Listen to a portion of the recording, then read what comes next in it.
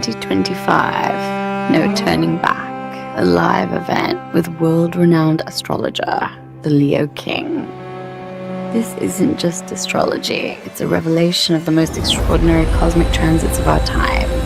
These alignments, thousands of years in the making, will shape the world and your personal destiny in ways you can't imagine. The Leo King will break down how these astrological events will impact global shifts in your life, offering clarity and insight during this pivotal moment in history. Plus, looking back on the last 5 years, these special videos have made a name for themselves. Discover how these celestial events will influence global dynamics, societal shifts, and your individual path forward. Whether you're a seasoned astrology enthusiast or a curious beginner, this event will provide clarity, guidance, and inspiration during a pivotal moment in history. The experience doesn't stop there. Following his presentation, the Leo King will host a live Q&A session, giving you the unique opportunity to ask your most pressing questions and gain real-time insights tailored to your concerns. This event is a must-attend for anyone seeking to navigate these unprecedented times with awareness and intention. Mark your calendar, invite your friends, and prepare to embark on a cosmic journey that will leave you informed and empowered. Don't miss No Turning Back, a one-of-a-kind event that will define how you approach the future. Be there.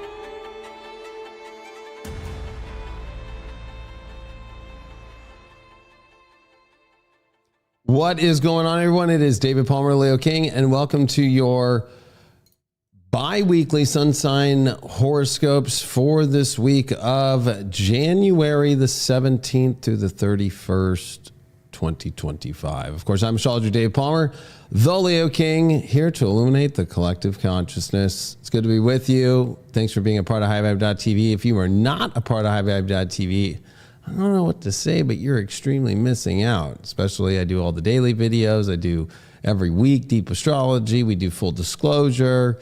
I teach schools. We do history in the stars. We do so much on there. And of course, I just did my 2025 horoscope, which is super intense. It's 6.5 hours long, and not 1 minute of it. And 1 minute of it is boring because there's that much happening. So just to even cover this 2 weeks, there's so much. I'm going to do the best I can to give you as much as possible, but also not make it the longest video ever. I have to have a life at the same time too. But I'm really looking forward to people really wanting to invest in understanding 2025. From my perspective as an astrologer, there's so much I covered that, you know, every aspect that you could think about life itself is definitely covered. It's real simple to go to. Some people don't realize you don't have to be subscribed on highvibe.tv to be on our apps and purchase certain videos and always have access to them through your account. So of course, just real simple wise here. All you do is you just go to highvibe.tv. It's called No Turning Back. That's the quick way to do it. And then you just sign up if you're not on High Vibe. But you, of course, when you're on High Vibe, can look at our Watch section. Like we're live right now with sun sign horoscopes. That's part of the subscription, right? So you have to subscribe to Watch. We have so many different categories, and so you can see all the content that we do put out. But right here is the paid video special, my 2025 special. It was a total of, oh, that's the trailer, but it was a total of 6 hours and 26 minutes. So You could subscribe to watch by paying the Premium Plus subscription a month, or you can just purchase it right under there for $29.99. So definitely want to go into it. I cover quite a lot in there, and that's the really easy way if you're not a High Vibe TV subscriber. Don't want to miss it. No turning back. Well, I'm going to be covering all 12 zodiac signs right now, and I got to say that in this 2 weeks, there's a lot happening, to say the least. It's the first of many transits. I'm going to be covering, of course, the sun leaving Capricorn and making its ingress into Aquarius. What's different about this one is it's the first time the sun in Aquarius will make its conjunction to Pluto in Aquarius. Now, I know that we did see exactly a year ago this week, the sun and Pluto meet at 29:59 Capricorn, and then we saw the sun go into Aquarius, and then in that 12-hour period, Pluto ingressed into Aquarius, but that does not count as a conjunction because, of course, it has to be exact, and the sun already had made its conjunction to Pluto. So we've never seen one in our lifetime actually happen to Aquarius.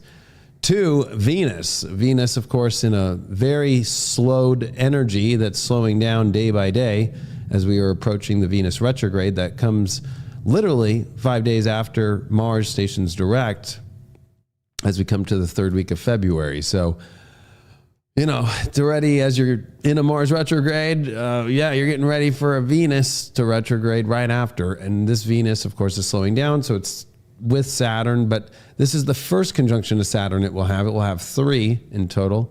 It will also be in a long 24-day station with Saturn in the months ahead. So I'm already giving you some previews in your sun sign horoscope this week for the 2 weeks I'm covering about what you need to start paying attention to and what comes up with that. And then, of course, we'll see Venus conjunct Neptune.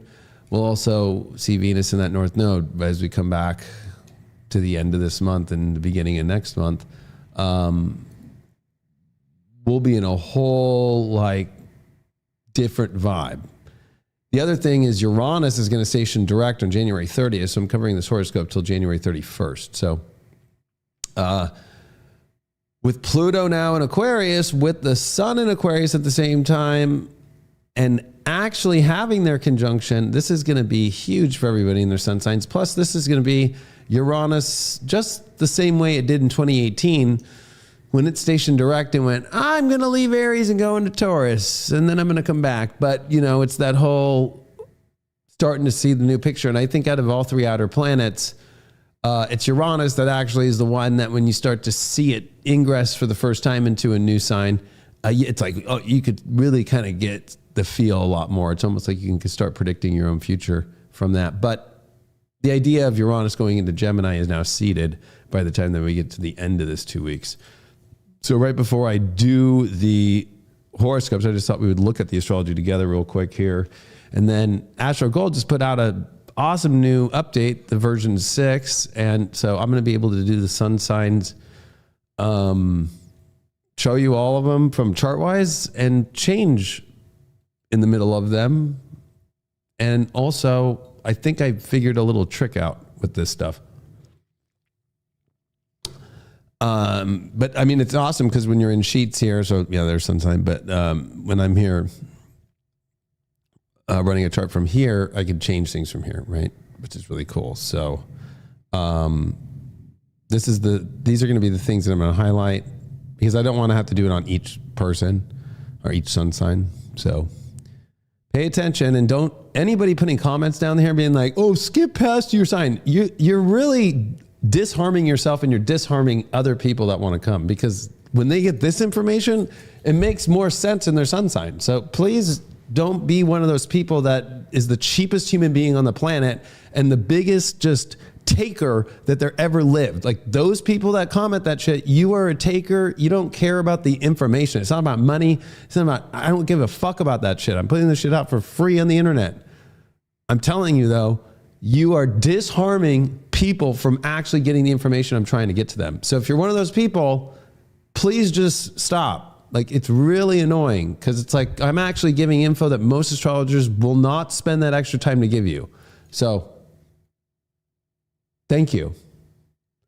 All right. It's going to move this at the noon position of the sun. So what I'm going to be covering in your sun sign horoscopes for this 2 weeks is, of course, that sun making its ingress into Aquarius here. And then, of course, its conjunction to Pluto on the 21st of January.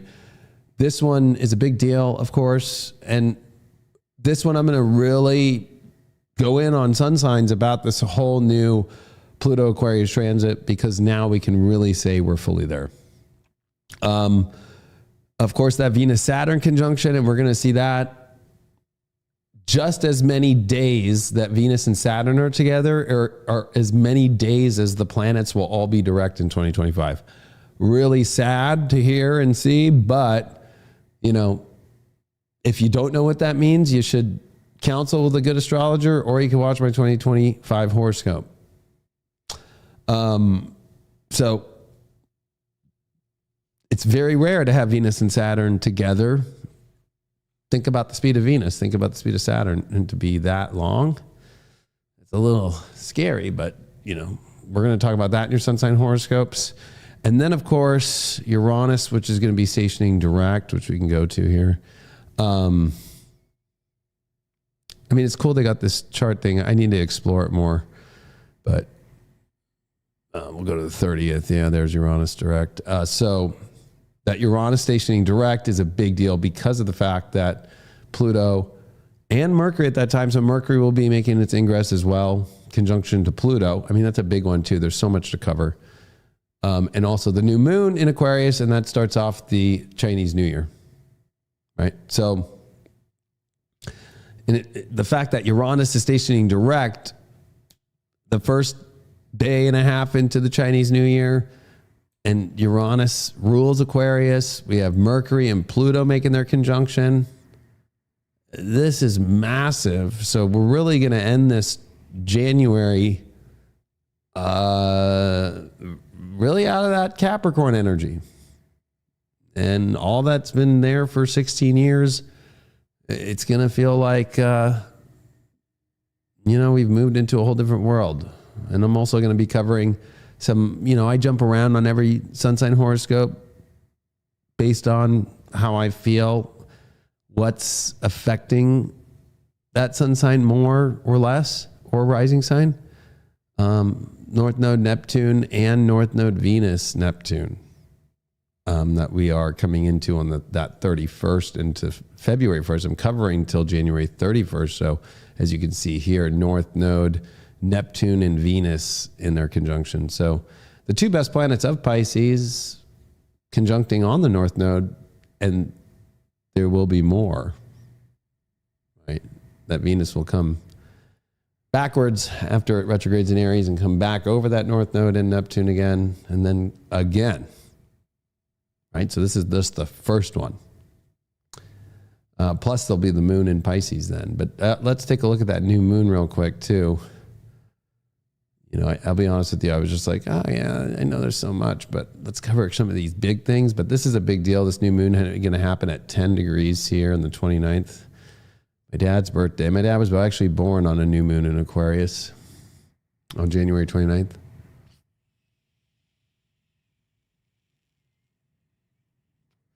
God bless its soul. Look at it. It's happening at 9 degrees. Wonderful. He was 10 degree. But my Saturn's 9 Scorpio, so yeah, so 9 degrees here is where this new moon's happening in Aquarius, and it's with Mercury and Pluto making their conjunction, and that's interesting. Right after it happens, and Pluto goes to 2 degrees Aquarius, and we enter into some new territory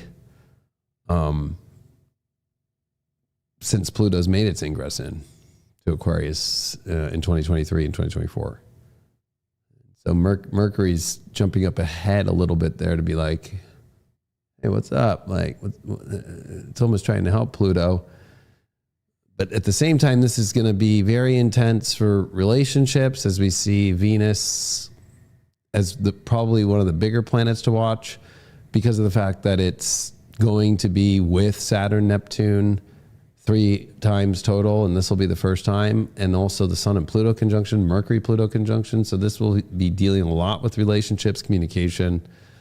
I think, I wonder if I'm able to, where was it again? It's,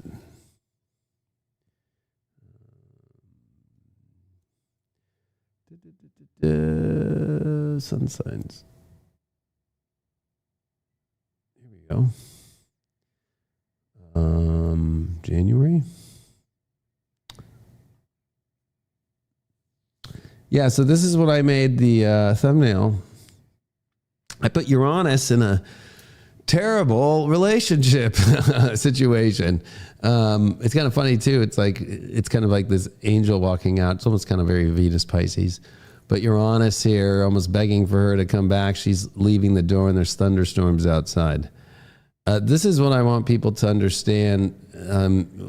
It doesn't necessarily mean it will happen, but you need to pay attention to these things. This is not a time to let your subconscious or to let your daydreaming or to also really self-undo in a massive way. And also with a Venus retrograde that's coming up, right? It's in preview right now, and the actual showing is coming up next month. That technically it's March 1st, but February is a short month. So if you think you've mastered your understanding of these relationship dynamics and are too cocky, whether you are the guy or the girl walking out or doing something stupid or entering into something, could be the opposite too. Like, oh my God, this is everything I found. No, it's the worst past life relationship you ever fucking are going through. Pay attention. This is not going to be easy. Right. And then there's going to be a lot of storms. I mean, I cover more mundane astrology, of course, on my deep astrology and other places. But for this, I wanted people to really start to understand these dynamics we're seeing in the astrology. And in no way will anybody walking out and saying it's for sure.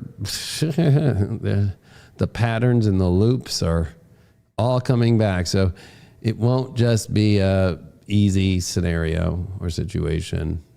And it can be, though, by really doing the spiritual work.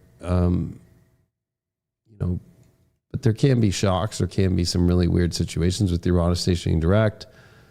And, of course, Venus has got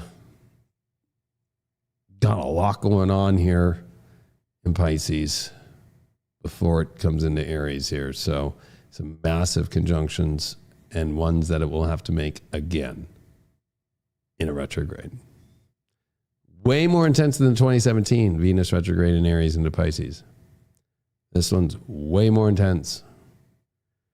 So let's not forget that. Plus we have Venus, of course, sextiling over to Uranus. So there is a lot to cover. Let's jump into it. Let's go sun sign wheels now. Now I'm trying to find an interesting way to do this for today. Let's see if this works. Oh, it doesn't show it. So funny. It'll zoom in on my page, but it won't on that. I'll do it this way.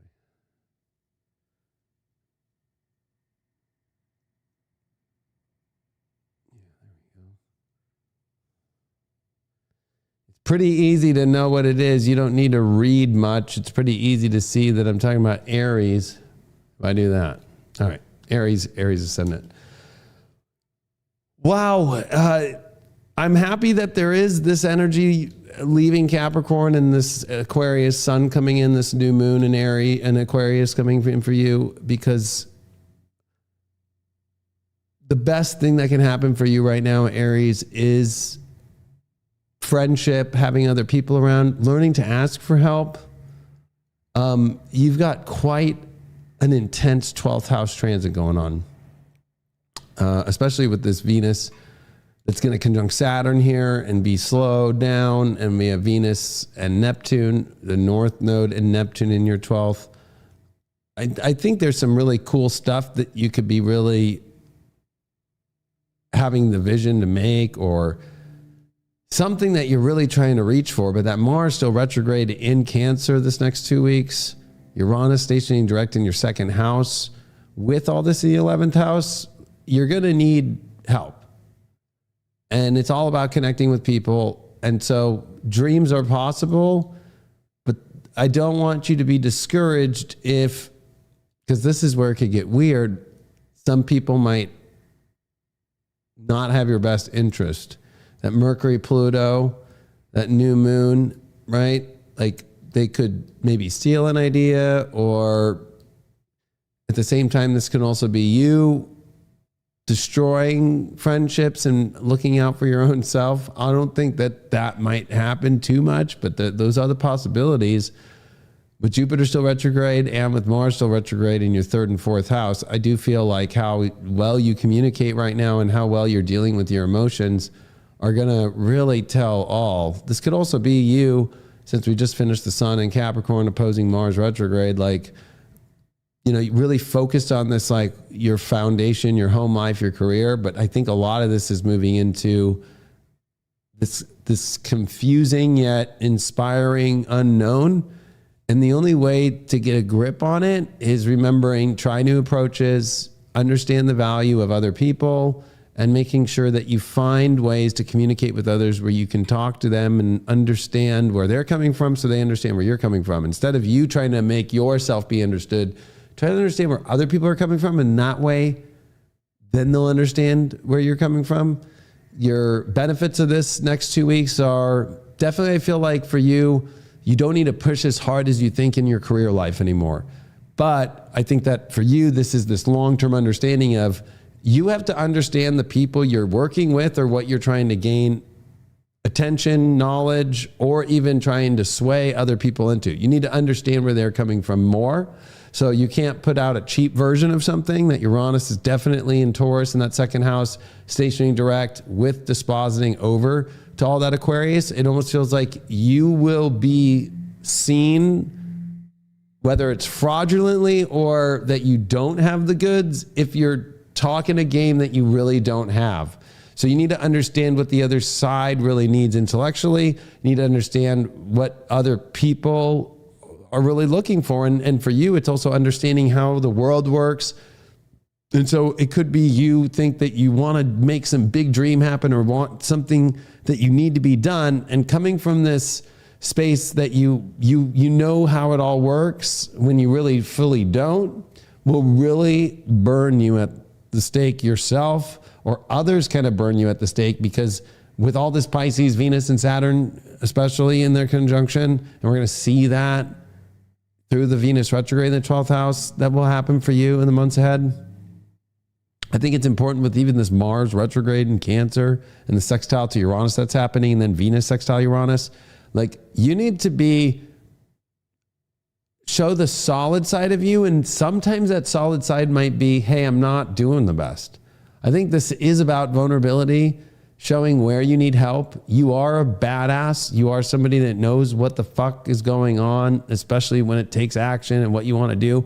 But there is a massive vulnerability here. And the more you show that, the more things will go in the better direction. The more you clam up or try to keep things like, no, I don't want people to see that side of me, or I don't want people to know that.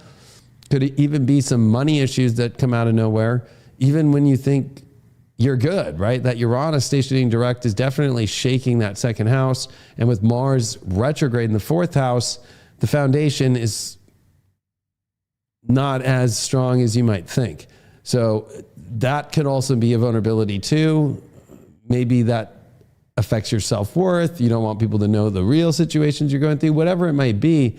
The more vulnerable you are, the more help you get, the more people see you and actually will tear their walls down for you just as much as I feel you'll tear down your walls. But the more walls you have up, the more you're afraid of the vulnerability, the more that you're too focused on more of the dream or the daydream, the more that you're trying to get somewhere and kind of checked out and more like, I'm too busy to deal with things.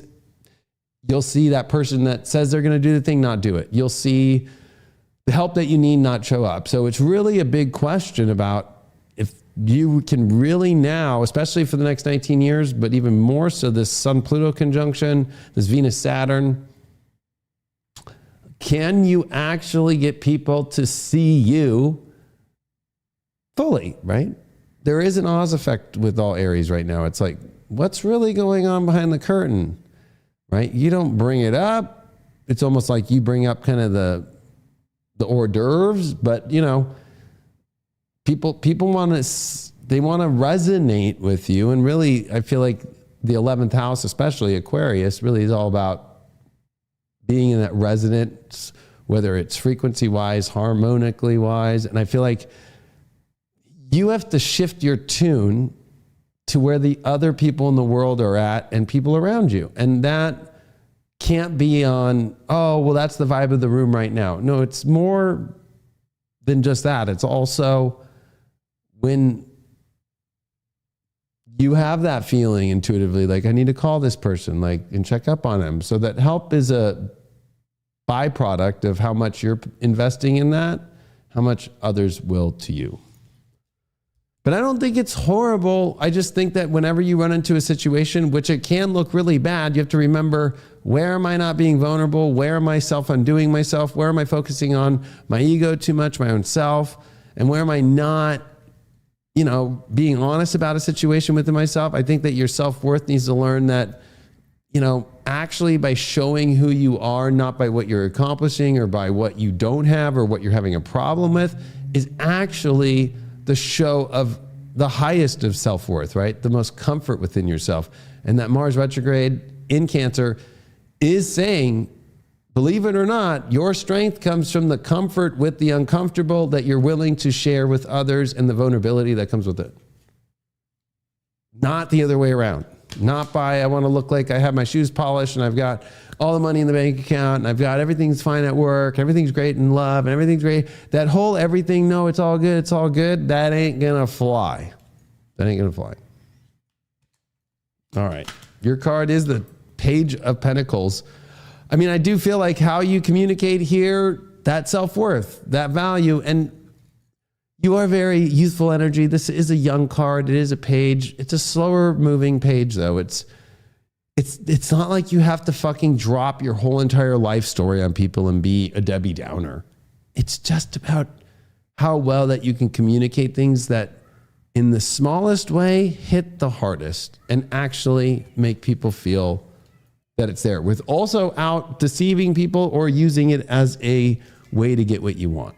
All right, let's move on to Taurus now. So the way that I'm doing this is you'll be able to see. Hold on one sec. I actually, that's fine. We can do it this way. That's the way it is. Yeah, a lot. I'm across the street from the airport. There's like 200 people outside screaming, got off some plane or something. All right. Taurus ascendant. We're still live. All right, Taurus. I do feel that you've now moved into.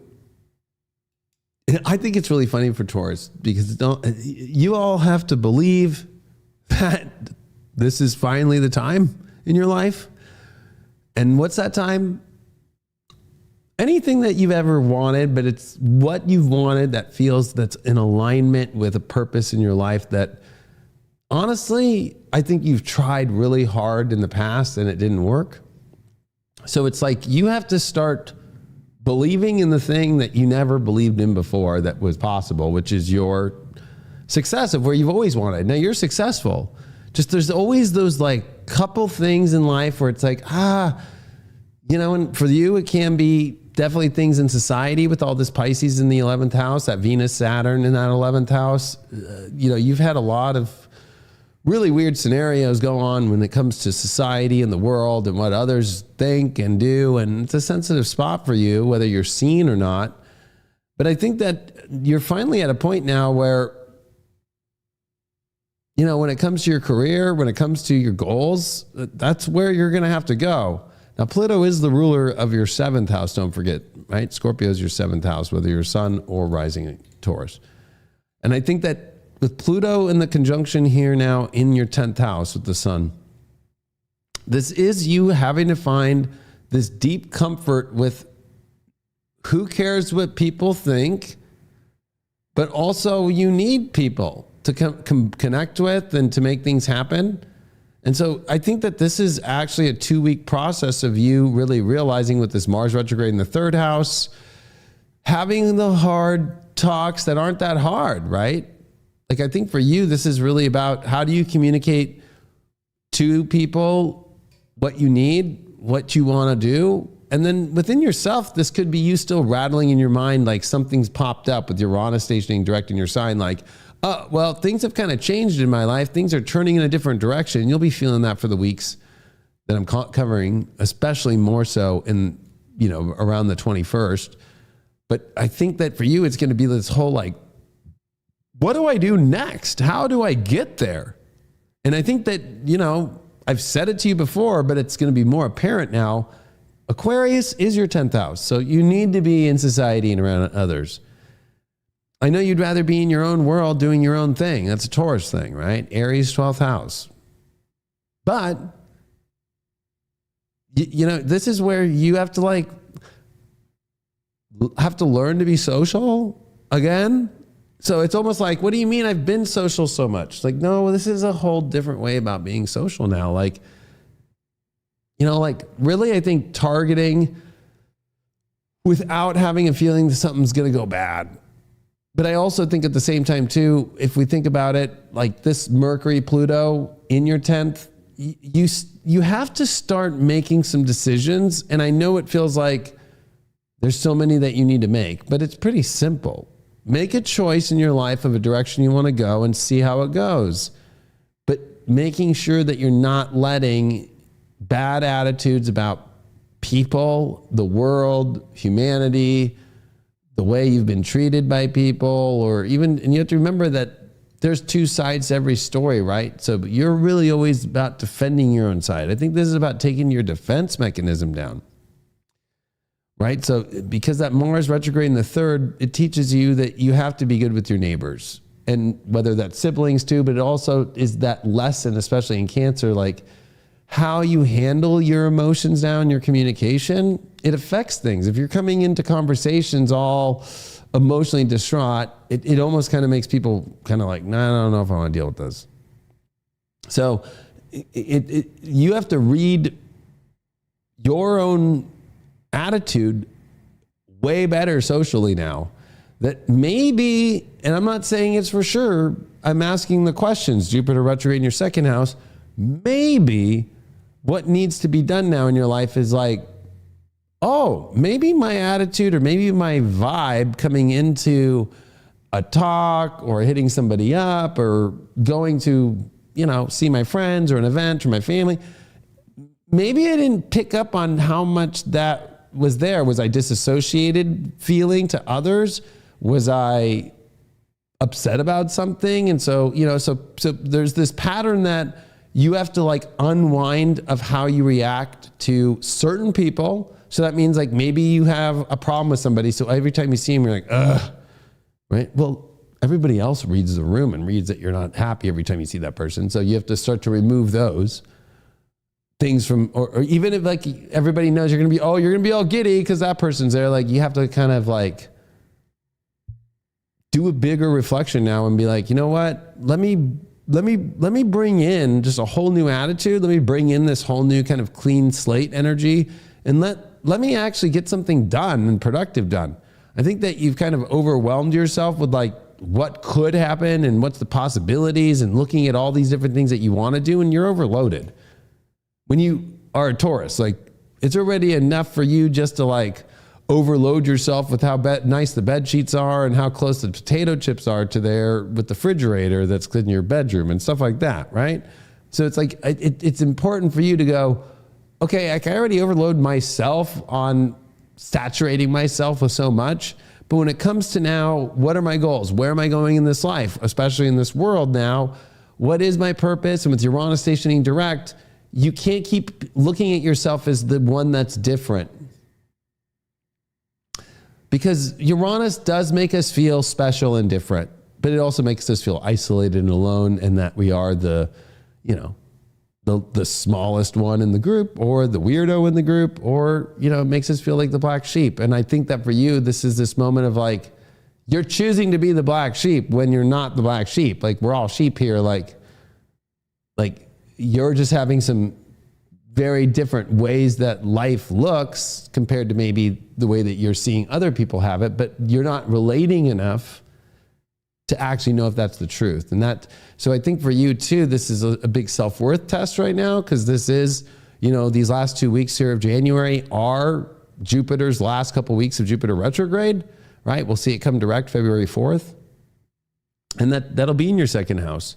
So there's a lot here. This is the 2 weeks of the slingshot for you. Like, okay, where am I setting my sights and where am I loading this slingshot? And maybe instead of like pulling it back like I always do, and I'm aiming and I'm going to go, what do I look like energetically to people? Maybe they think I'm pointing it at them when I'm not. Maybe they think I'm not paying attention, I'm just fucking around, when actually I'm serious. This is where you have to start being way better at understanding. And the way that you do that is by asking questions. The way that you do that is by paying attention more to like, okay, well, how do I communicate my feelings here?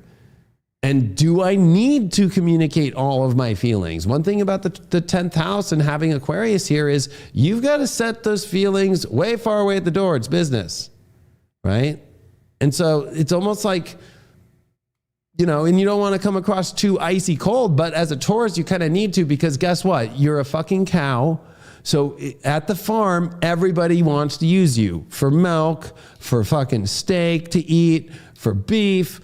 But even more importantly, let's start getting the cow fucking to plow the land for us too. So if you come across like, too just open, and that's why Scorpio is Leo 10th house, not you, right? You're the opposite, Aquarius, because then everybody's going to tear you apart, use you, but that's a feeling you always have. So you have to, kind of energetically not be so easy to read. Right? Because then people are going to be like, I don't know if I should try to use them to plow the field with, or eat them as a steak, or try and milk them all night again for some milk, right? As a cow, that's like, that's what you deal with. I think so. If you start to, be a little bit not mysterious, because if you're too mysterious and too weird, well, then they'll just think you're a bad cow and then say, oh, that cow's got the bird flu. Send them over to Fauci's lab and test on it, right? So you don't want to become that.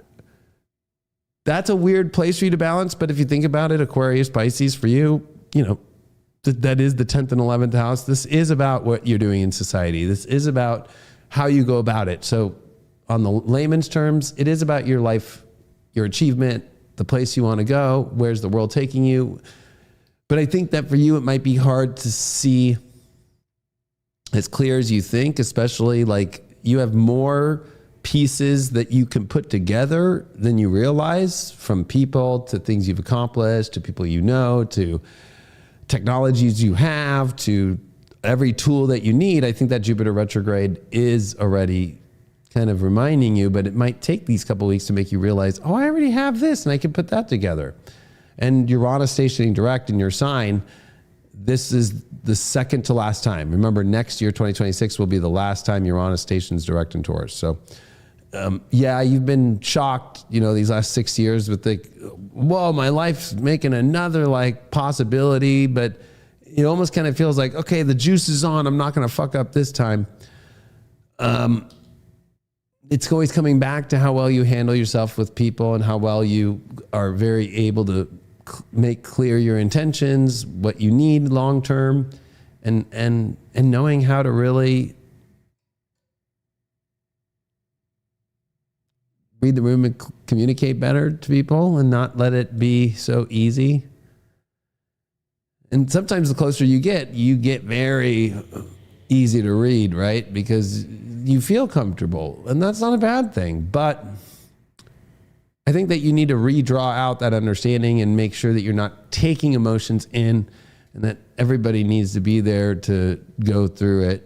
And I know for you, it kind of gets annoying when everybody else is kind of doing what they want. But, you know, I think for you, this is about finding a sturdy place within yourself, and any doubts that you might have about people in the world. You need people. You're the one sign that needs people to get where you want to go in any place that you want to go. Trying to do it alone is the worst thing. In all ways, right? A cow that loves itself by itself, oh God. You know? All right. What do we got here for you card-wise? We got the Hermit reversed. Yeah, you know what? You're coming out of your Hermit mode. I've been feeling it. I feel that Taurus is a bit in a Hermit place. And you do have to go interact. And you can't keep acting like, I'm doing so much important work in that fucking cave. It's like, no, you're not. You're fucking... we don't want to know what you were doing in there. All right, let's move on to Gemini.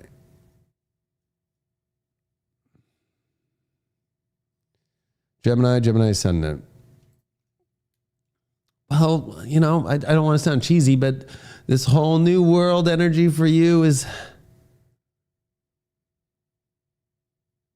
it's not carried with maybe the song that you would think. It's more like crazy AI robotic music that's playing not in the tune that you want, kind of that ninth house, this new moon Aquarius, the sun and Pluto in Aquarius. You know, it's the unexpected, right? And for you, you're a third house being. You know, your local environment, you always are very sharp about what you want to experience, and you are very curious, but this is where your curiosities can go really far, right? So I think you're learning some big lessons here, that the story of your life, it's finally starting to drop these like big ideas you had, and then starting to see, oh, that's the way this story's going to go. So I think that for the next 2 weeks for you is, this is where the story's going. It's kind of like whoa, I wasn't thinking it would do this, because you are in the opposite house for yourself, right? The ninth house is very opposite of Mercury's home. It is very Jupiterian. And at the same token, we're seeing this Venus conjunct Saturn in the 10th, Neptune as well, in the North Node Neptune. Now, this is all this great 10th house stuff, but it's very Piscean, meaning the way in which destiny, past life energy, the way that you spiritually are going to get to your path is definitely a messy one. And so you chose to have the wild adventure. And I think that for you, you have to kind of take it that way. I think that you're probably trying to find stability in a time when actually the universe is starting to reveal to you that the story that you chose is going to be way different than you thought, and bring on way more experiences. And maybe sometimes it'll feel like it's all too much, because having this much at the ninth house and the 10th can feel like, well, there's so many things going on, and there's this weird shit at work, and there's this weird thing about my job, or weird thing about my purpose. So it can feel like glorious and like way too much all at the same time. And I think that you need to balance this, you know, getting involved into things that are way above your head, because Uranus is going to station direct in Taurus. Mars is going to sextile that this week. Mars, of course, in your second house. And then, of course, we're seeing Venus in sextile to Uranus. And that's all 12th house for you. So it's almost like, you know, too much, ninth house. Uranus rules your ninth house. Aquarius is your ninth house. This is like, oh my gosh, there's so much. And this comes into your spiritual beliefs. And also, is the stories that you've been creating in your life really aligned with where you're at spiritually? And if you're kind of not even applying, how is this really going spiritually? That's going to be the kind of in your face thing, especially since Jupiter's still retrograde in your sign. And we do see it when we come back to talk station direct by February 4th. And that's, I think, a big one, is you're going through massive lessons about, oh, you know, like, it's almost like somebody who gets the story of what they wanted in their mind, and it's not enough, or this is too much. It actually comes with all these things I didn't think about. right? It's kind of like, oh, like, yeah, I don't know. So I think you're having a lot of questions of like, did I make the right choice? Especially with all this heavy 10th house about choices you've made to this point. I think you have to be careful though, because you have to let Jupiter finish its retrograde here. So don't be discouraged. You have to keep your positive energy up and understand that the universe might be showing you a lot of things that maybe you don't want to see, or stuff that you don't mind seeing it, but it's also like kind of pulling the story into a different direction than you thought or wanted. And I wouldn't make some big choices this time, because you want to wait for Jupiter to station direct to understand like everything that it's been trying to show you about, like, hey, you're going on a new quest of your life, and you are in a very storybook kind of energy right now. And, you know, picking and choosing the characters and how it's all going to go in the background and the settings, you know, has kind of already passed. So this is kind of like, this is what you got to deal with. But the question will later on be in the months up ahead, like, are you sure? What changes can you make to that? And that's where that Mars in retrograde in the second house is. And I think that sextile to Uranus is how well can you start to apply your real values to these places that you kind of forgot about in your story of your life and how it's looking. So you kind of have to price check everything and be like, oh, I forgot. It's almost like, did you not remember that like this kind of has more of a similarity to something else, but it looks different, so it feels good, but it's not. So you're gonna have a lot of questions, and I think not a lot of answers. But the only answers you're gonna see is like, boy, oh boy, this was not what I expected things to look like, especially in your overall theme of your story. And it's going to feel like, as this big chapter in your life is starting, I think that you're unsure, but that's okay. But I think that what you can find surety in is like, you have to really be called by this Mercury Pluto, the Sun Pluto in the 9th. Like, what was the reason for this story of your life? What's been the motivating driver of why you're on this story? Or we could call it quest, or we can call it adventure, whatever you want to call it. You've done a lot of work in that Capricorn 8th house. So, hey, you got what you desired the most, right? The 9th house is really interesting because it's like the benefits and also the too much of what we desire, right? So the 8th house is taught you quite a lot about your internal desires and your passions. Like maybe you wanted to be single, or maybe you wanted to do this in life and you wanted to do that, whatever it might be.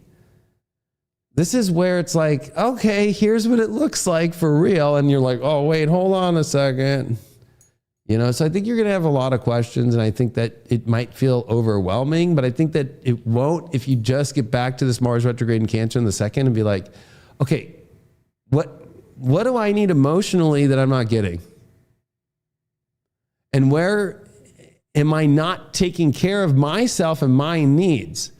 You could be dealing with energy that's, you expected to do things that it's not, meaning like, oh, I thought they would show up more emotionally. I thought they would, you know, it'd be like being at a job. I thought that they would like totally like think about the right way to treat me at work. It could be all these random things of like where you've given this power away of like your value system and what, you know, that you deserve back. And it's almost like what you're feeling is this undercutting emotionally that you're not getting what you put in. So it's almost like you're putting in a lot, you're not getting back a lot. And that will say a lot, because do you want that to be the story of 19 years from now? Like continuing that? Now, you don't need to make these choices now, but you need to not make it as, oh, it's just a subtle thing in being shown, because this Venus Saturn in the 10th and with Neptune and North Node, we have to remember that you're just only this next couple months away from, you know, us seeing the Saturn Neptune come in as we come into April, May, right? We're going to see those come into Aries, and that deals with the world, and we've got Chiron there. And I think that for you, with all this 10th house stuff, you know, you're kind of at a great point where at least we're in this Aquarius season that's coming, the Pluto transit finally connecting with this energy, a new moon that's happening to really set it off in this 2 weeks, last parts of January, to be like, where is this? And plus you are in a Jupiter transit, right? And when it comes direct, it's not going to retrograde here again for another 12 years, right? So it's like, this is a huge moment for you to be like, is this really the story that I want it to be? And what choices do I need to make? And you need to pay attention. Especially I think your best bet is looking at your values of self-care. And the best way to do self-care is paying attention to what you need. And when you're not getting it, why? Asking the questions. Right? I think that the worst thing that could be happening to you too is that Mercury-Pluto conjunction that we see here, that could be this like, oh, everything is so positive and great, even though it's weird, I know it'll eventually work itself out. Well, not when it comes to the ninth house thing. That's just your belief.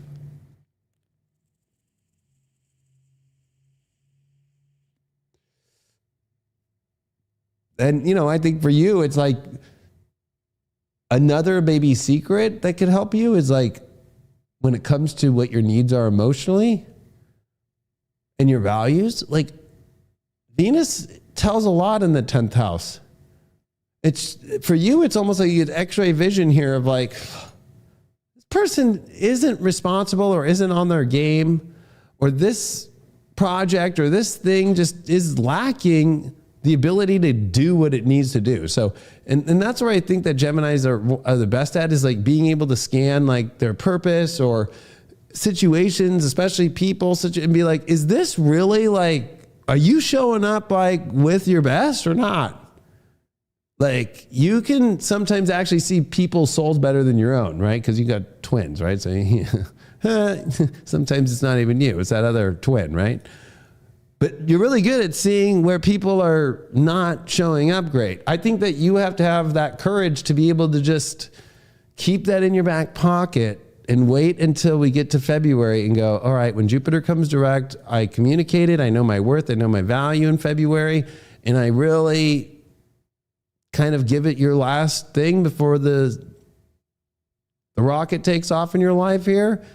Because I don't know if you want to be trapped with energy that really would make you so annoyed that you'd be so depleted and also so upset for the next 12 years. Remember, you're the only sign in such a long time, decades, to not get the Sun and Jupiter to make a conjunction in your sign. So this year there will be no Sun, Jupiter, and Gemini. And there was none in 2024. So you have to wait another 12 years. So that's a signal to me of like, well, for us to really say we're in the Pluto transit of Aquarius, we need the Sun to conjunct Pluto. It is doing that during this 2-week cycle.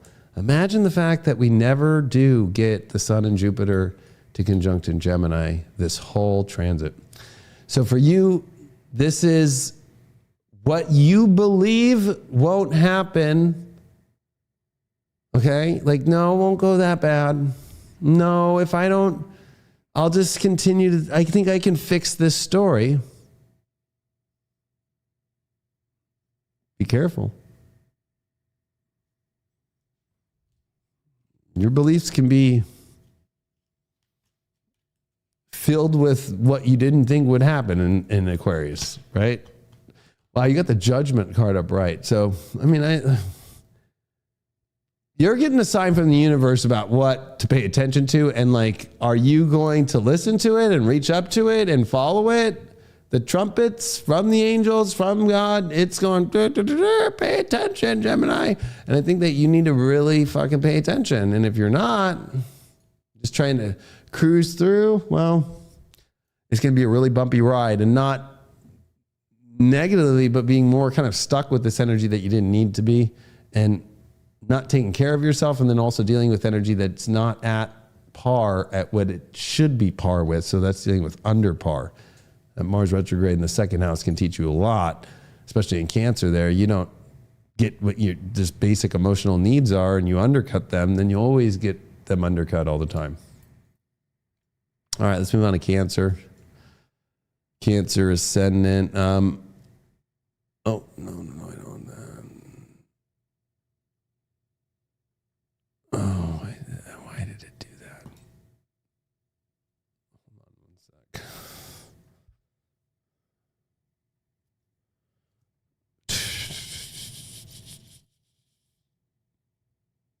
saying it's gone.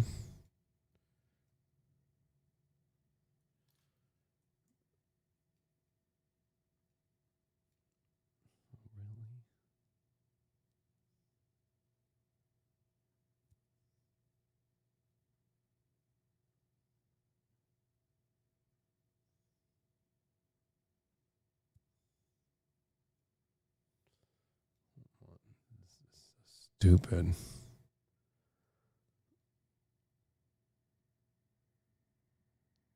Oh, this is so dumb.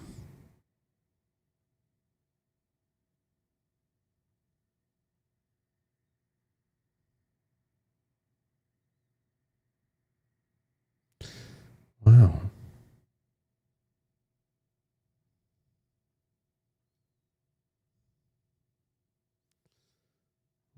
That sucks.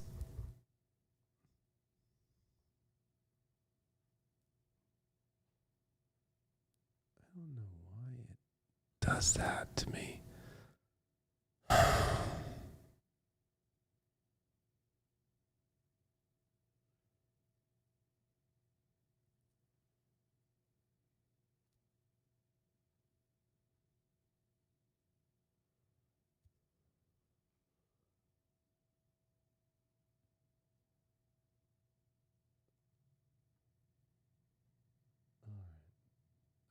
I got it. There we go. Sorry about that. That fucking program, man. There we go. Sorry, Cancer. Although we do need to pay attention with that, like, I know you're like, again, something. Yeah, the universe is telling us to pay attention to something there, just like what normally should work isn't working. So I'm going to start with that. It's very basic, but we are going way deep into some very extreme sensitive places for you. It's beyond just relationships now. This is the new moon, and it's the sun and Pluto meeting in your 8th house. This is Jupiter still retrograde in your 12th. This is Mars retrograde in your sign. So that's a good way to look at it, is what normally you think should work and what looks like in your life should work isn't. Why? Well, you're still, you need to ask yourself, where are you still motivating yourself to connect with situations that the universe is trying to disconnect? You got to look at that 8th house, especially in Aquarius, like a circuit breaker that keeps popping, and you need to replace it or bring the better amperage to it, or, you know, replace the wires to it, whatever it might be. It just keeps popping, and you just keep, I'll just deal with it later. You know what, it'll eventually work, or, you know, kicking the TV till it finally gets back in signal, and then it gets out of signal. Like, you need to go way deeper. And I think that it's like that, this motivating factor, you can't keep Mars retrograde in your sign is saying you can't just keep motivating this direction in your life anymore that you keep wanting to be. It has to be this new motivating factor for your definition of your life, who you are. You got Jupiter that's, 6 months away from coming into your sign. So, this Mars retrograde, like, let's use it. But, we have to remember, you are in a massive clearing out phase. New moon, Mercury, Pluto, Sun, Pluto, 8th house. This is time for massive mutation and change. Okay? And it's time for things that have gotten really old to clear them out. And things that aren't connecting, and things that are receiving exactly what your desires and your needs are in the weirdest ways that aren't, you got to be like, okay, I'm listening. This is Mars retrograde in your first. It's cutting out this identity and this ego part of yourself and these motivating factors to things that you still are giving energy to that you shouldn't. Jupiter's retrograde in the 12th house. Massive time for you to clear out everything that is not spiritual at all in your life, especially day-to-day life things that are embedded in your life, because Jupiter rules your 6th house. But even more so, the spiritual part where you're kind of believing or creating this like fact that's not fact. Like, Jupiter's been trying to show you what's factually not in alignment in your life. And so another thing would be like, it's not just cutting out things of your life and really starting this whole cycle from a fresh new place. And if you're in that phase right now, I'm sure you're feeling great. That's how you know.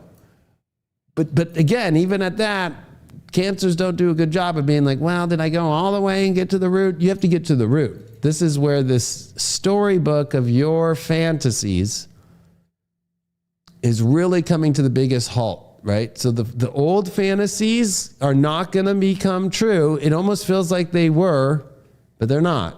They're going to be better visions, better fantasies, better dreams than you ever believed.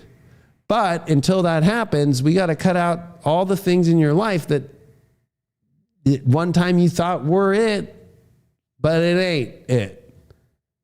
And with Uranus stationing direct in your 11th house, you know, it's again, that window that's open, that's allowing you to finally walk out. There's a million hands, people, friends, people, so many people in the world they're out to reach out to, so many things in the world for you to really use to compare, contrast, talk about, reevaluate your life with, get a better perspective from others and so forth. But boy, Cancers don't want to do that much. It's very private, your 8th house, right? So Uranus being your 11th is, you know, Cancers love to sit down and talk to people about things. But there's always a boundary. And that boundary is really weird. It's the weird boundary. It's like, well, I don't want to cross that bridge with this person. I don't want to cross that bridge with that person. I don't want to, right? It's like, you need to start crossing those bridges and be like, hey, I need to tell you, like, I'm like, this is what I'm going through. Fully. Instead of like oh, this is relatable to them, so I'll talk about that. I know they're having issues with money, so I'll talk about, you know, we're having issues right now too in a little way. Like, you need to go, what's your fucking deal? Right? Cancers are too good about like, you know, they're having a hard time at work, so I'll talk about how I'm having a hard time at work. Like, you know, like, what's the real deal? Like, this is the 8th house. It's now going to see if you can be transparent about weird shit and you have weird passions that are not fulfilled, right? So it's like, there are people, but also there's this perspective aspect. And stop motivating yourself to keep doing that old way, those old visions in the 9th house. This Venus is going to be with Saturn for a long time, right? Now the North Node's in the 9th house. Like, this is where it's time for you to expand, not stay in the same circle of life and the same pattern and the same thing and you trying to figure out a solution, right? There's no, like, this South Node in Virgo for you is like, oh, get out of your mind trying to figure out everything. You got to go off your instinct, your emotion, your passions. And like, for you, I think that's actually an easy place to go more than you think. But I think that it's deconditioning yourself to allow yourself to fully like let your primal instinct out and your intuition combined. And also what might seem not logical to others, it doesn't matter because it's logical because you can spiritually see within yourself, like, this is not making me happy. This is not making me feel special. Like, this is not making me feel up to par in my life. Like, I keep motivating myself to keep doing things that I don't want to do. Like, this is where you have to 100% go, all right, it's time to go off my primal instinct.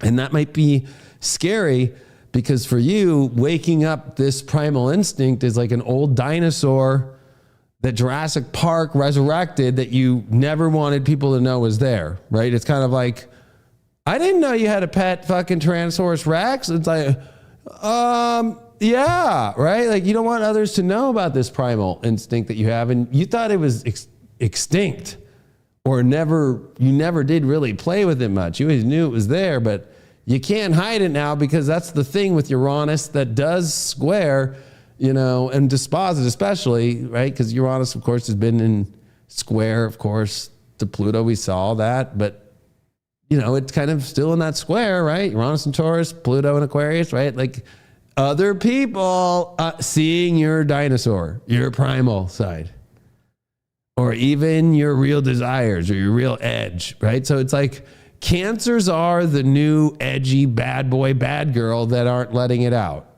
Now, if you are an edgy Cancer, and you've lived that most of your life, this is your time where you have to find a different edge. If anything, it's the opposite. It's like you got to pull back from the ledge. Like you've kind of faked it on the edge game. You haven't really found your true satisfying. Like the edge kind of destroyed your life. So it's really weird because there's always those two Cancers, right? It's very, the edgy Cancer. And this could be if you're older too, like you used to be edgy. What happened to that? Why did you become so boring? Like, so this is primal instinct. And honestly, it's, I think, a little intimidating because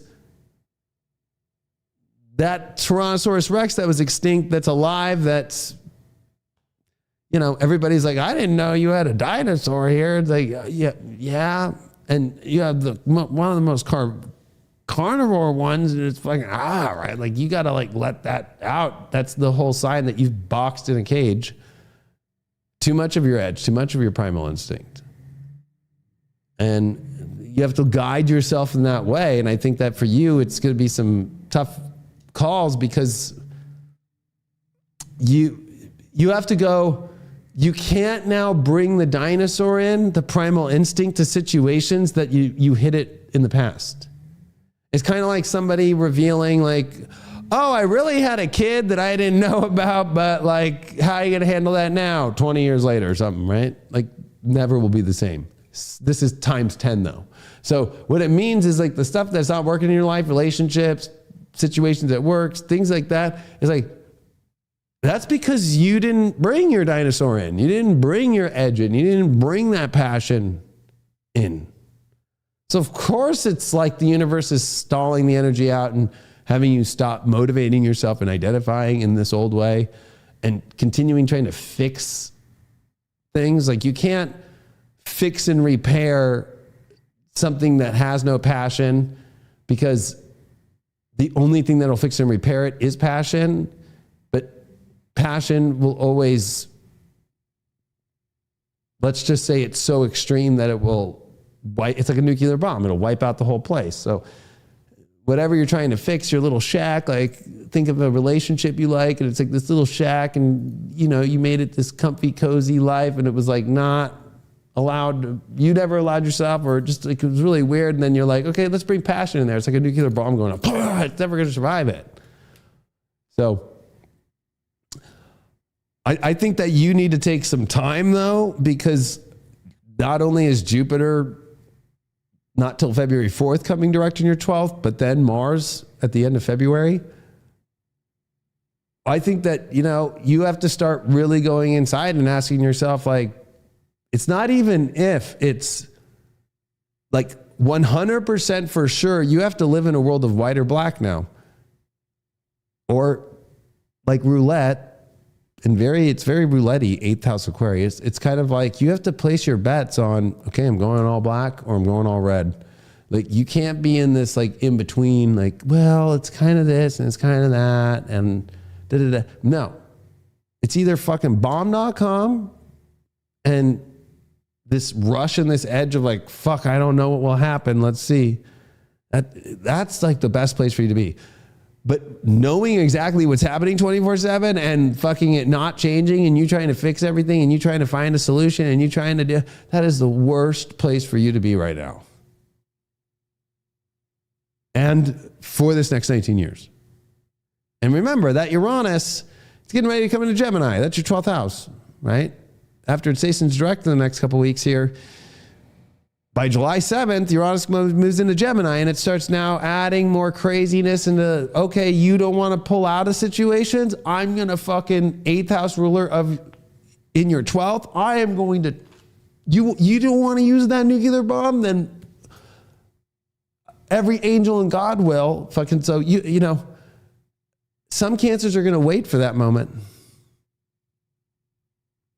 And some others are going to see that it's a lot better when you have that power from within yourself and you're making that choice from within, and to stop motivating this old version of you to keep going down these roads that really are not different and not that primal instinct that needs to come out. All right. Primal instinct. Got 8 of Wands reversed. So yeah, it's reflecting in the direction that you're not going. And I think that's good for this time. But it also is a very good reminder that it's all about that it's not going in the right direction. So, that it also means that things are not really flowing well. So I do feel like for you, it's like, how do you get to that? It's like, stop making it so hard. It's going to be much easier life for you, Cancer, now. It's not so debatable. It's just simple. This is bomb. This is not. Okay, let me go to the bomb shed. This is what I want. This is what I don't want. Okay. And not taking any more excuses like, oh, I don't want this, but I guess I'll let you apologize for the 20th time. Like, bye-bye. All right. Bye-bye. And you can't be afraid of bye-byes, Cancer. That's a lot in the 8th, and you're getting ready for Uranus in the 12th, or Jupiter's retrograde in your 12th, Mars retrograde in your 1st. Like, this is bye-bye, new you. I'm a Tyrannosaurus Rex now. Hello. All I wanted to eat. Whatever. All right. Leo.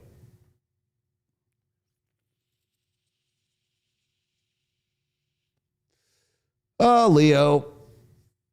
I think this is like a huge unknown. The most opposite of your life, right? Sun, Pluto, Aquarius, now Neptune, Venus, Saturn, North Node, Pisces. This is all 7th, 8th house. Like, it's extreme here. It's about these connections that are outside of yourself. And Mars retrograde in the 12th, like, your soul is having to, one, kill the identity that was based upon just yourself. I've experienced this one a lot, right? Like becoming a father, building a family, while having a business, and being a jet ski racer, and being a fucking rave DJ, and doing like there's only, trying to slam all that on to one life, it's kind of impossible.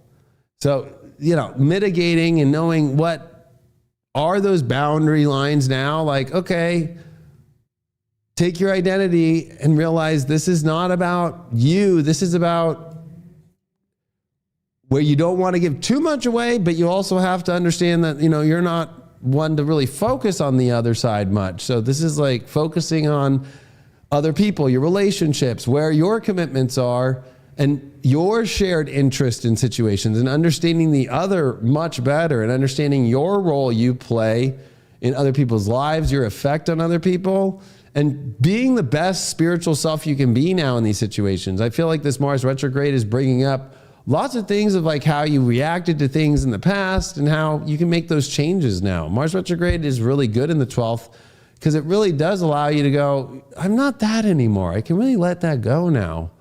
And so anything that also is, especially Mars and being a Leo, anything that's been kind of this philosophical version of yourself is dying. Now, not all of it is, but a lot of it is. Like, it's like there's these old versions of you. And because this is a rare Mars retrograde, because it did happen in Leo and now it's in Cancer, it's like this is definitely this Sun Pluto now. It's like, okay, your deeper emotions, 4th house Pluto is the ruler, right? So it's like, oh, that's in your 7th now with the sun, you. This is like your whole entire new emotional foundation with you being welded into connection, welded into life about the other, life about what else is outside the castle walls and what you bring in and what you share together. It's about shared energy. Now, I do think with this North Node in the 8th house, this of course brings out financial, and we're seeing Venus here. We're seeing Neptune and Saturn. I think that it's been hard with Saturn and Neptune, but with now the North Node, now with Venus a long time, I think that it's making you realize, okay, I can start to invest energy into this, and because you're already doing it in other areas. You're doing it in your relationships, your own energy, your time, your love, how you emotionally are, your soul.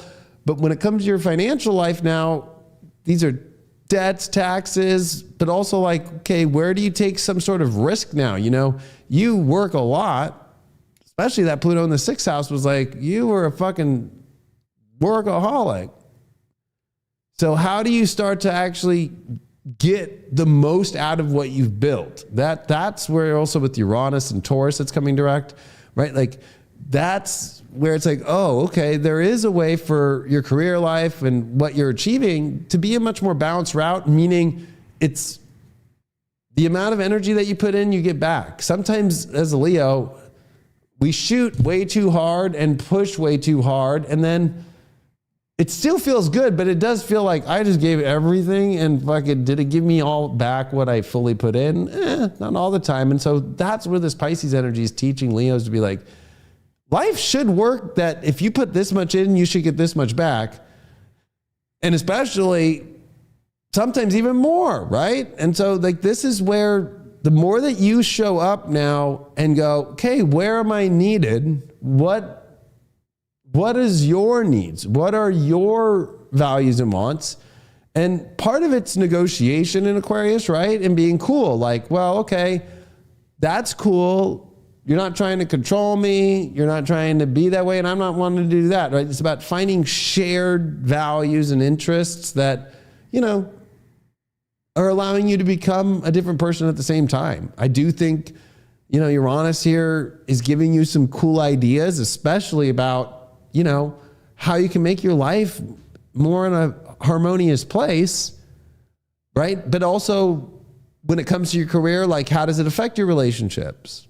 So it's about having those talks, right? Like I'm going to be a new dad again, right? So it's like, okay, I got to make more adjustments, right? And that goes with my own business and career.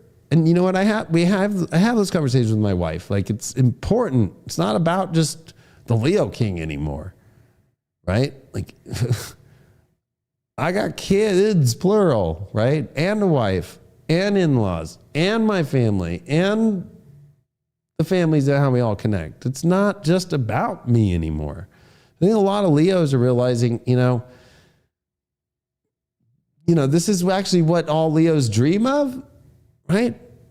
7th house, but it's always shows up differently than you think, right? Because we never really had the visual of it. We just kind of had the like, I can't wait for that exciting feeling to come. Well, it's like, oh, okay, there's exciting feelings are there. And I think if you allow those to happen and it's like, hey, where do you show up for those things? But also not expecting others to show up for you in the way that you think they will, because you need to make that clear, right? I think that this is with this Mercury and Pluto, right? It's important for you to express emotionally, you know, what is it that you need as well? But it needs to be fair and negotiable, and it needs to be realistic. It can't just be like, you know, Pluto rules our 4th house, right? Scorpio. So like, you know, like all Leos, like, can we have it all? Like emotionally, can we have everything? Like, you know, like that's what, like we think we'd be willing to do that. But when it gets to that, we're kind of like, oh wait, no, I don't know. There's some things I won't do all the way, or I don't have time for that or whatever. But it's like, that's the interesting part here is it doesn't have to feel like negotiation, but it's the negotiation you have with spirit and self, the boundaries, what your needs are, what other needs are of others are first, though, then you can really start to posture yourself better, because now you know I can fulfill what they need and this is where I can't. So I can then come to the table and say, hey, I can do all these things, but this is where I have my weakness. But then, you know, if you can do this for me, it helps understand things. But if you're just going to go into this and plow just your way, my way, the highway, I'm doing my own thing, it's going to be the worst time. So Leos that are really not seeing that it's about the other, it's not about these external connections. And also, you know, you've dealt with these last, you know, coming up 2 years, it'll be March, 2 years of Saturn and Pisces, where the universe has really said, I'm not going to like make it easy for you to receive everything that you want. You know, it's one of those things to where you will start to see, things can start to come back in, but I have to make sure that they're connected to a purpose in my life that has these other meanings besides myself, right? So it's kind of been let's stop all this the universe raining all these opportunities and everything that you've ever always, because Leos kind of walk around with like anything that they want happens. But the last 2 years, that's not been the case. So it's like, oh, that's because the universe has set up all these new outside energies, relationships, and new commitments that now when things come in, you know how to distribute those things better. And so I think that for you, of course, this is your opposite energy. The sun's at detriment. You know,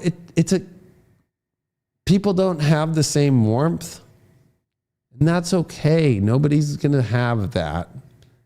And Leos together, we're not meant for each other, right? Like that's just too hot.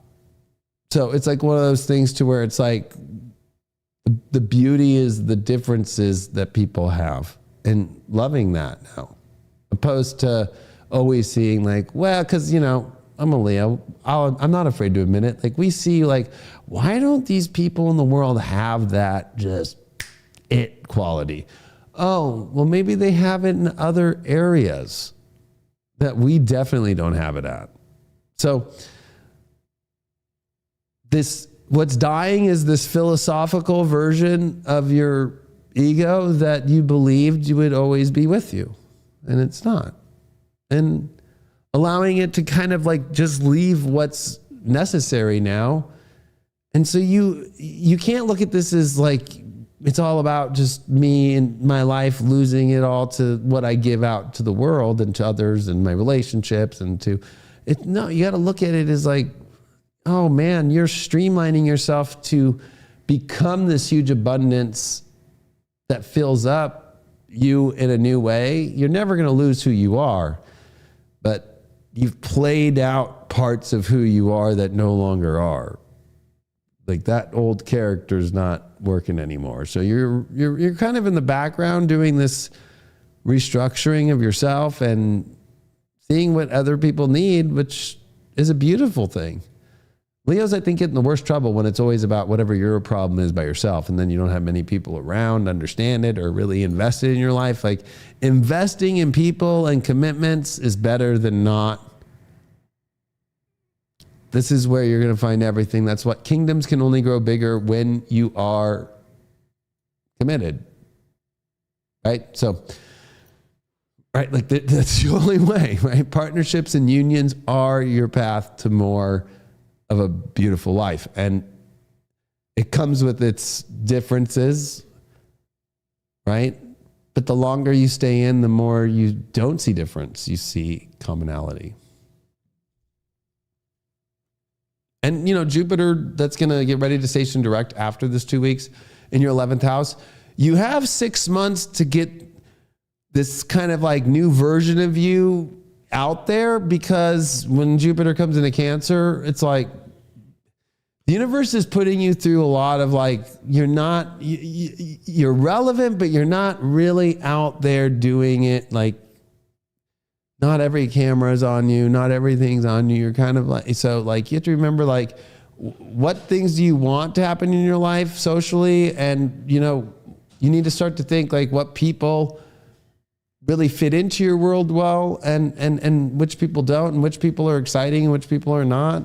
But having a much more refined understanding of like, they need to be trustworthy, they need to be on top of their spiritual stuff and not sloppy spiritually, because that will take down a kingdom, right? So that Jupiter square Saturn and Venus there, where Saturn in Pisces is like, don't be committing to people that are sloppy or not wanting to put in that work that you put in spiritually. And also, you know, this is also about you not being seduced into things that are not worth the energy or time, right? And not putting all this energy into things and not getting much back, because, you know, it's kind of like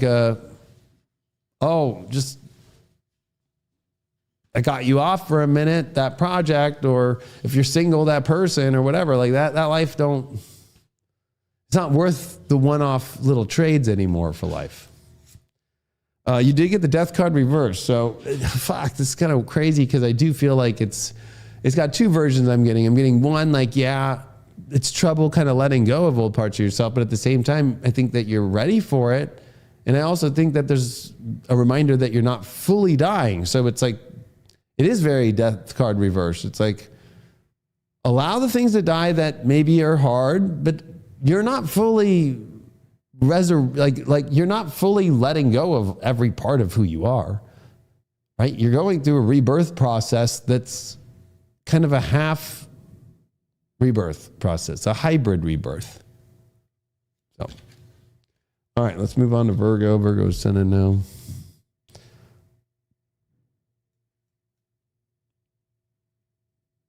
All right, Virgos. We still got people in here. I'm going to just check real quick.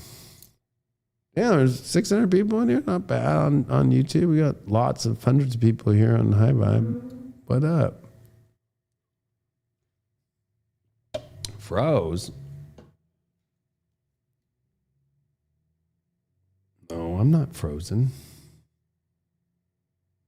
We're good. Somebody said froze. I was like, what?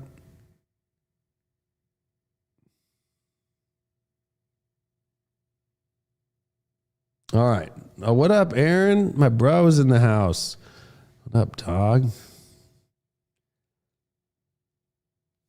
Him and I, same thing with our kids and shit like that. All right. What's up in fucking Florida, bro? You got to send me some new tracks you're doing, dog. Send me that new music. I'm going to be honest with people.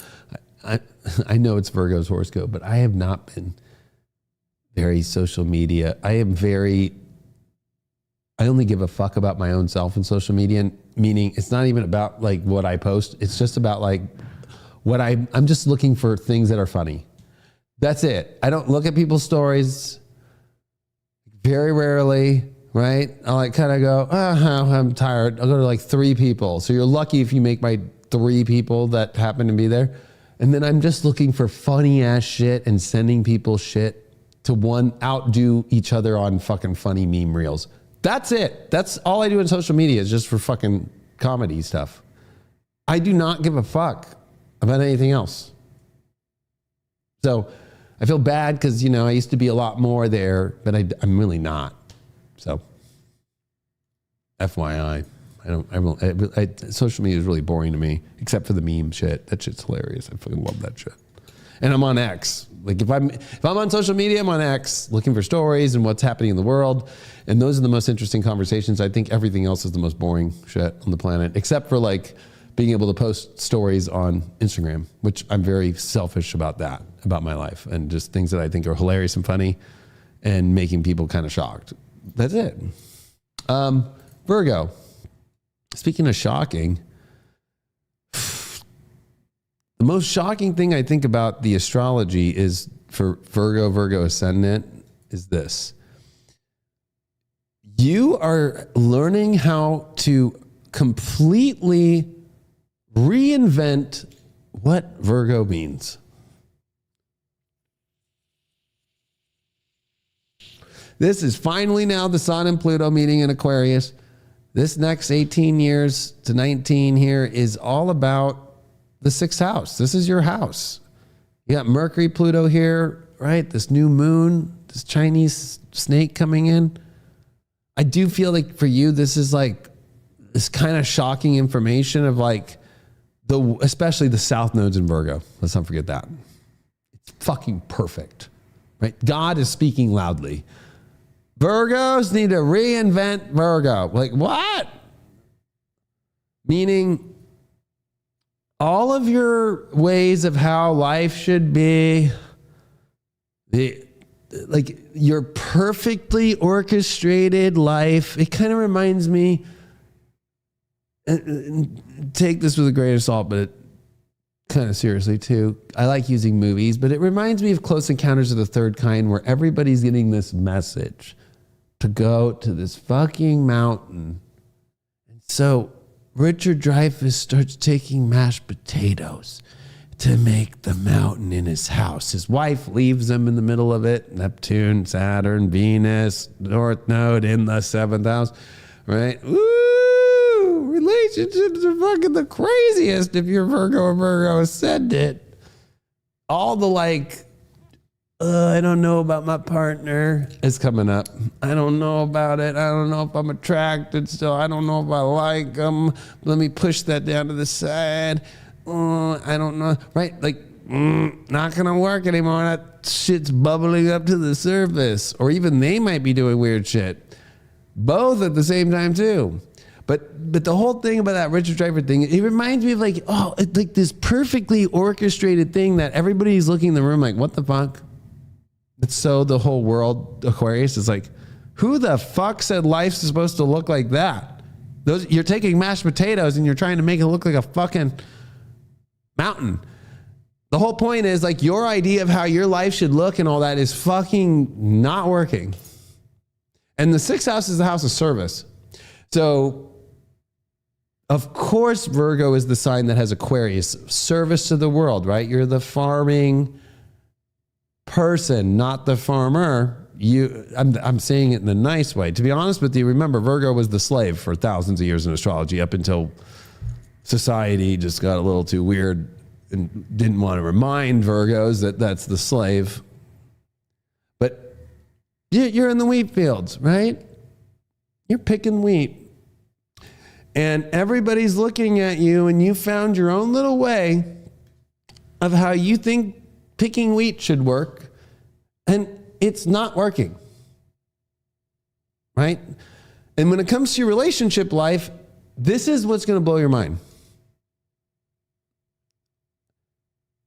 Your way of how you see and have seen life, the way that it should work as this systematic order, and like this is the proper way to be, this is how you want somebody to be, this is how you want your job to be, how you want the house to be, how you want your family to be, how you want your friends to be, how you want all these things to be. Right? It's kind of like the perfect picture that you had of life. Right? It's kind of like, this is what I want in life. I want to be married. I want to have a kid. Not one, but maybe two, or maybe three, but two. And then I want to have a good job that makes this much money. And I want to be at a place that works at this place. And I drive this kind of car. And I do that. Right? Like you've had this whole, like, this is how it's got to be. And the problem is that you chose your relationships based off that. And that shit didn't work. Meaning not the relationship. The only reason why the relationship's having problems is because it's been propped up by the way that you've created this perfect picture that's not so perfect. And what's hard is with Uranus retrograde stationing direct here at the end of this month, and it's in your 9th house, and Uranus is really with the 6th, it's like, okay, whole different, bigger version now, meaning you did not think large enough, number one. You thought too close up, meaning, oh, okay, once it really does prove to me that it is this, then I'll open my doors up. Then I'll experience it. Well, the problem is like, the universe has like millions of things in your life trying to come in, and you've been very like, no. And it could be perfectly good things, but no, it was like, you're very particular. And now this is about service, meaning, does this life serve the community and the world? Because if it doesn't, and if it was just about your life, your kids, your house, that, we're not living in a world where it's about that anymore. What are you doing that's about your service? And you can't be like, well, my job is I'm helping the world by doing this. No. It's the whole picture has to be of a service thing. Right? Like there's no other way. Like, because like, I mean, I hate to use Leos as an example, but we were the last ones that just had this transit Pluto in the 6th, and ours is Capricorn. So it's a little different, but it's similar in the sense of like, when I had Pluto leave my 5th, it was like, okay, I'm going to be a DJ and astrologer. Okay, that's great. Right? Because my picture prior to that was like, oh yeah, I just like want to have a good job and all that shit. But no, it was like, okay, I've got to do that, but it's got to serve the world. And then anything that tried to come in relationship-wise or anything, and it didn't want to have that same service into the world and all that shit, it didn't work. Nothing worked. So it made me build this long-term, and it can start to get lonely. If you're Virgo ascendant, because you got to get on the path of service fully, and everything that's part of this little picture that you had has to be service oriented.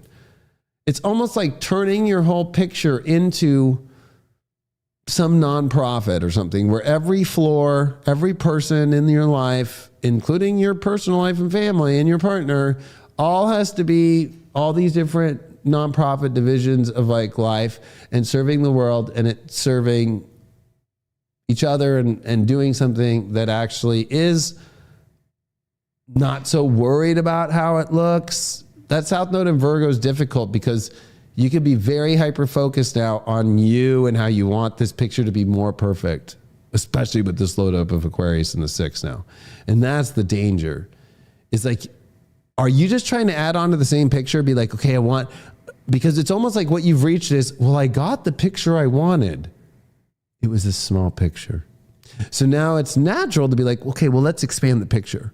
Let's add a second story to the house. Let's make the car bigger. Let's do something different with the kids in the picture. Let's paint the house different. Right? So, but that's still so small. The thing about the 6th house is the house of editing. So you have the 5th house, which is about your creativity and what you want to create and what you want to love. But the 6th house is where you make your master edits, right? So you can make a badass sound and record a bunch of badass sounds. It's Leo. But the 6th house is where you fine tune it. And so you're in a fine tuning part of your life. But the problem with Pluto is, sorry, we're not fine tuning the picture. We need to start at the beginning of what to fine tune and actually go back to what your heart really wants, not from the perfect little, I'm going to call you for the next 18 years, little house on the fucking prairie that's really more like Little House on the fucking alien planet that you just keep like subconsciously blocking out. Right? Like, what do you mean? And I already know there's Virgos out there like, what do you mean? That you had this pretty little picture of how life would look. And so, but you didn't realize that the picture that you picked isn't the Little House on the Prairie. It's more like on this weird alien house, and that's not the way it is, because 6th house, right? Now here's Pluto revealing like this is anything but Little House on the Prairie that you wanted. It's actually on an alien thing. This person next to you really is this, like, you know, like it's like kind of, whoa. And you're going to be more hyper focused on, okay, like I need to make a lot of changes, and maybe I got to change out the whole idea of what the picture is and actually go into my heart. When it comes to your relationships, this is going to be, I think, where it really starts in the picture, because of the fact that this Venus with Saturn is the first conjunction. And it's going to come back in a retrograde and meet 3 more times. And it's going to happen the 3rd time, ironically enough, right? Like right at the end of Pisces going into Aries.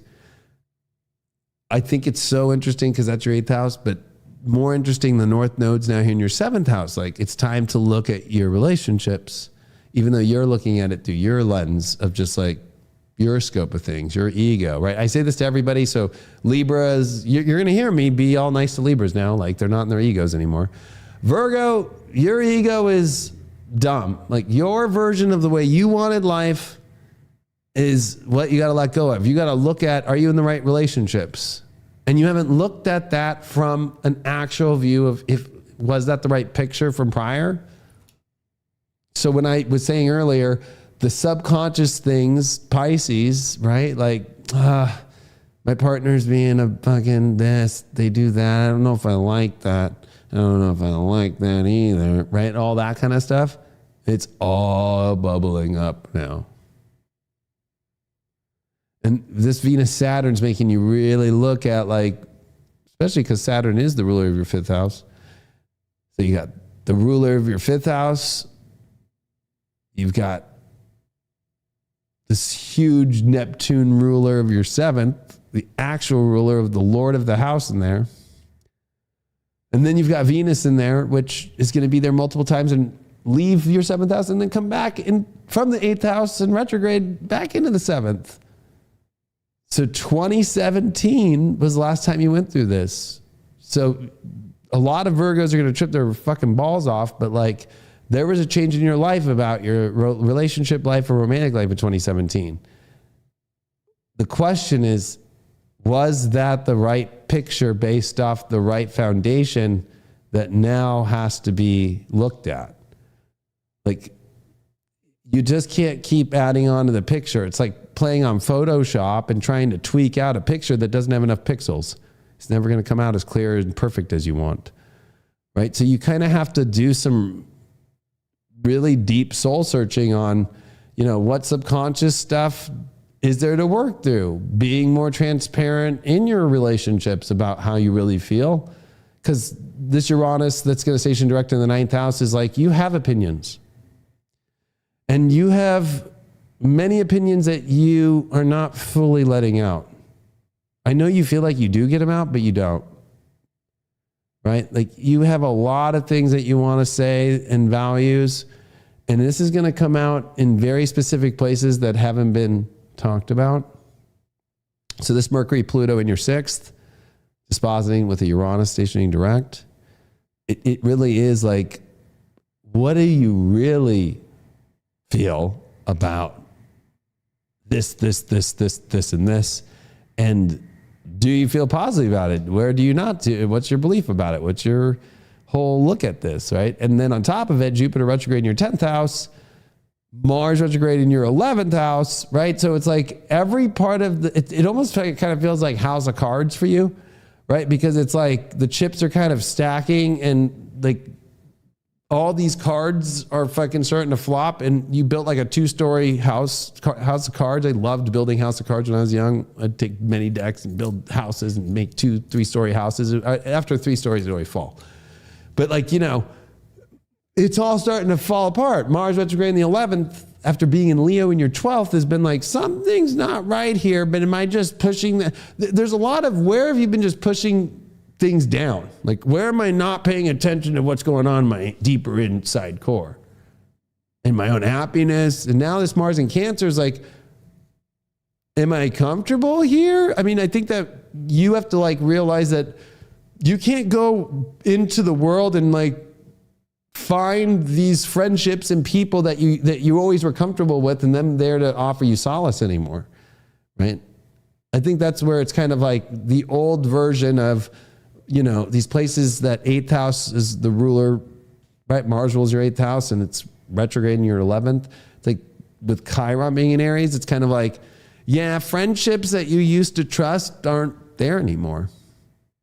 So I think that you do kind of feel like, where do I go? I think that you were using Pluto and Capricorn as like this, well, there's something else that'll make me happy, and let me keep finding that, and let me keep finding a way to achieve the next thing. It was like always like, what can I achieve next? There's no more achievement left. That Jupiter retrograde in the 10th house is more like, well, what stimulates you? And it's in square to everything in your 7th house. So it's kind of like, you know, the big question is like, what you really want to go do in the world and what your path really is that in alignment with your relationships? So that's a big question. And I think for you, this South Node is very difficult in Virgo, because now it's like, you know, it's a racing, you know, I call the South Node the dump truck, right? The truck has showed up to Virgo and been like, empty all your trash. And that's who you are, all the things that you thought over the last 19 years. And because this is a Venus that's going to retrograde in your 7th house, and with all these planets here, it's in 2017, it was nothing like this. So this is like what happened in 2017, because it almost feels like that was whatever it was about, that was about relationships. That's where you want to go, oh, what was the situation about? What's really going on there? And it's going to come up about that. Plus, of course, you know, now the North Node's left to Aries. I think for you, you've realized you have a lot of deep needs and wants. So coming into the 7th house, like those need to be addressed. And you know, you can't be afraid to have those combos, and you can't be afraid to realize that, you know, you just can't go run to friends to find solutions right away. It kind of feels like a bitch move, right? Like, oh, let me just go talk to my friends about this shit. Like it's more like you need to like realize, no, you need to go face the situation in your relationship, and you need to actually look at what does this actually really want to look like from a wider perspective, a bigger perspective. Stop aiming so small, because the problem is you could be with a relationship that actually holds you back because you chose somebody who, I only want to make this much money, and so you chose somebody that expects it to just be the safe place of where you've capped your possibility. Or it could be where you do that to somebody else or they do that to you, right? So like part of it is this kind of like visualization issue that you've created yourself, right? Like you set the bar only so high, and yet at the same time you made that bar the highest possible, but it was really not that high.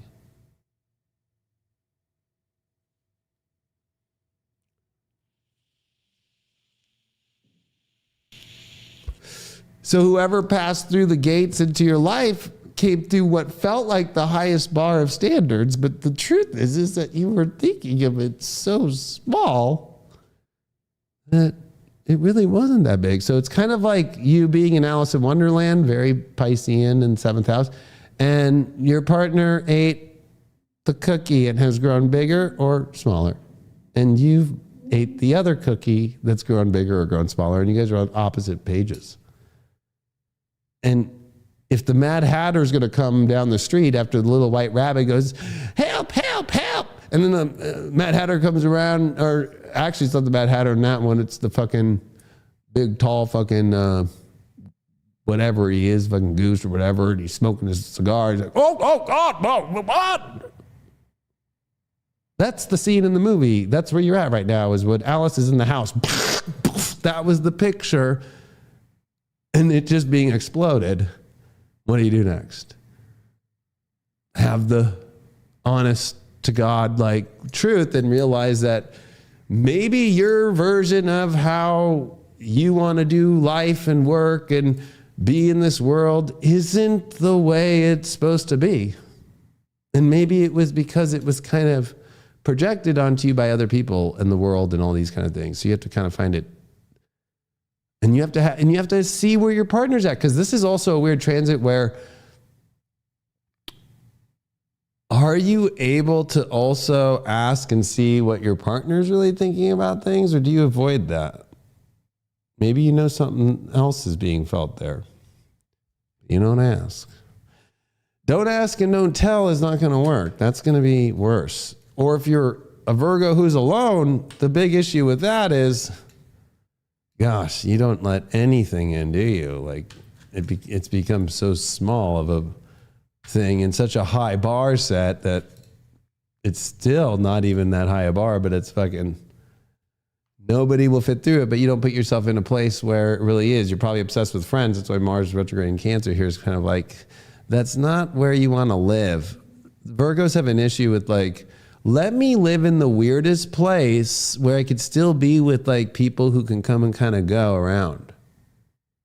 Or I can go wherever I want. Believe it or not, the secret sign that likes to leave and go to their friends or their people is Virgo. That's Cancer. They feel more at home when friends at home, but when their friends leave the home or they leave their friend's house and they have to go home and face partnerships and all those things, that's terrifying. That's where it's like, oh my God, I don't want to have to deal with that. Can somebody come over? Can I come to your house? That's your problem.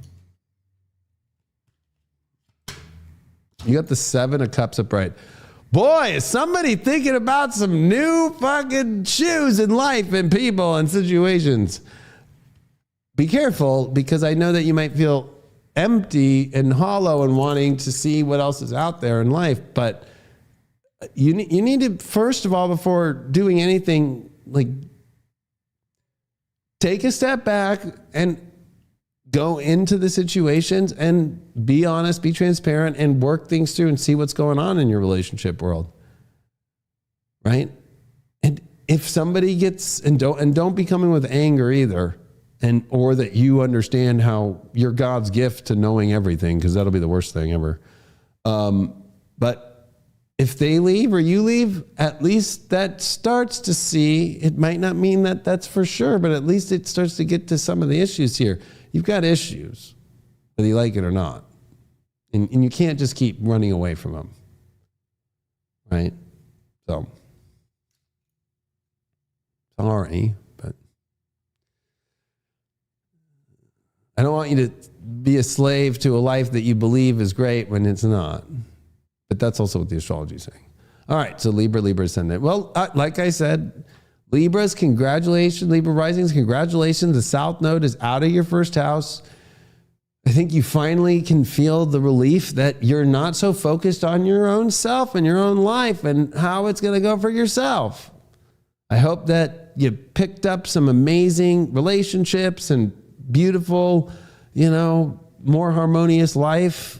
I know that transit's not easy and having the eclipses, but it's going to all be tested with Venus during the retrograde, but only a portion of it. But this is the next 2 weeks of where, now that the universe has worked on you, about you and the dynamics of what you're reaching for in other people and in life, it's so interesting that it's the Sun and Pluto in Aquarius in your fifth house with this new moon, with Mercury, Pluto here. The first time we're going to see this Sun, Pluto.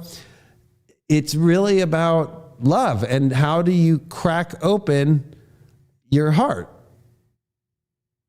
It's more like an ice chest that's really cold, but how do we get to the bottom and find the thing that's really letting that out? That's very cold there in Aquarius, and at least Pluto and Capricorn's done. You've always had to deal with, protecting your emotions or being afraid or keeping a straight face or having to feel like you're controlled some way or how you were raised or conditioned to be. You've always had to deal with this kind of like very serious when it came to your personal life thing, and you don't have to. You can have fun. The number one thing is fun. Of course, love goes with that, but it's like, hey, this is where, letting go of being robotic is going to help very much, and not being afraid of there's nothing to fear with happiness and love, right? Like, you can't have too much fun and you can't have too much love. If anything, I dare you to try and connect all the dots in there. I think for you, this is going to be an exciting time because it is about making your life more fun and more loving. And it's kind of like, that's the only reason why we're here. So it's like, what's the reason why we're here? Well, Libra, you get to finally find that, which is why that we see this Venus, Saturn, Neptune, North Node in your sixth house. Of course, this Venus is going to come into Aries, your seventh house retrograde. So there's some relationship stuff ahead, but I think for you, it's more of like, now, how do you make your life more fun? What are your goals when it comes to it? How can you let your inner child out? And for you, it's almost like, it feels like a breakout, like you're doing something wrong or that you're guilty, like you're breaking out of jail or something to have fun, when really nobody's telling you can't. It's yourself, right? That's your old past conditioning, how you were raised.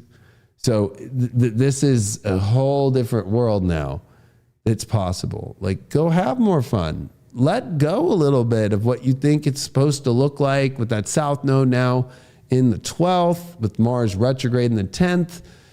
You can really take your time right now and go, okay, I don't have to try and always accomplish everything right away, because that's the problem with Capricorn 4th house, and it's the problem with Cancer 10th house. Like, you don't want to take on things that you can't take on until you're comfortable, but you want to, stay on top of things. But I think for you, it's like, hey, can't this be more fun? Can't I integrate more of my inner child and find that and add, like, hey, let me go to the park, or let me do the thing I want to, like this little hobby I have. That little hobby can turn into a massive, awesome thing and an integrated part of your life. So this is rewriting, the way that you live your day-to-day life and making sure, like, am I expressing my heart more? Am I living my inner child? Am I throwing the love aspect more? Am I expressing my heart? Am I, and then getting rid of a lot of things that were kind of too serious and too formulatic, like how the formula should spiritually work so you feel like you've got a good conscience because you did that thing. Like, you don't need to just keep doing all this blood, sweat, and tears for stuff that you don't have to be doing, right? And I think a lot of that stuff really, it's sixth house, it's like mundane stuff that you kind of glorify. Like, you don't need to maybe, let's pick something stupid. Like, you don't need, like, it's kind of like, Libras get this weird thing of like, oh my God, I didn't go to the gym. And every week I go to the gym and I didn't go. It's like, it messes up everything, right? It's like, well, deal with now. You didn't go. You're already saying it messed up your whole life. Like, it's one little thing that didn't happen or you didn't go to, and then you feel bad you didn't go, and then, right, like, you got to stop with this back and forth and being so guilty about something that's nothing to be guilty about. Being a judge is weird, right? Being a Libra, like, you're the harshest judge on yourself about, oh, I should have done this and I should have done that. Uranus coming direct here in the 8th house to activate everything in the 5th is like, life should be a box of chocolates, and you know what? You don't know what you're going to get, but you also only are going to really know by eating the chocolate. So it's nice to have the expression in your head, but it's the other to actually taste the chocolate. Have the love. Feel what it is like to do your inner child more. Feel what it's like to love harder. Feel what it's like to make your life more fun and less serious. Because if you do, you're not going to fail. Number one, if anything, you're going to find everything you ever wanted. That's part of this Jupiter that's really supportive for you in the 9th house retrograde, is like, life can be so much more exciting and fun.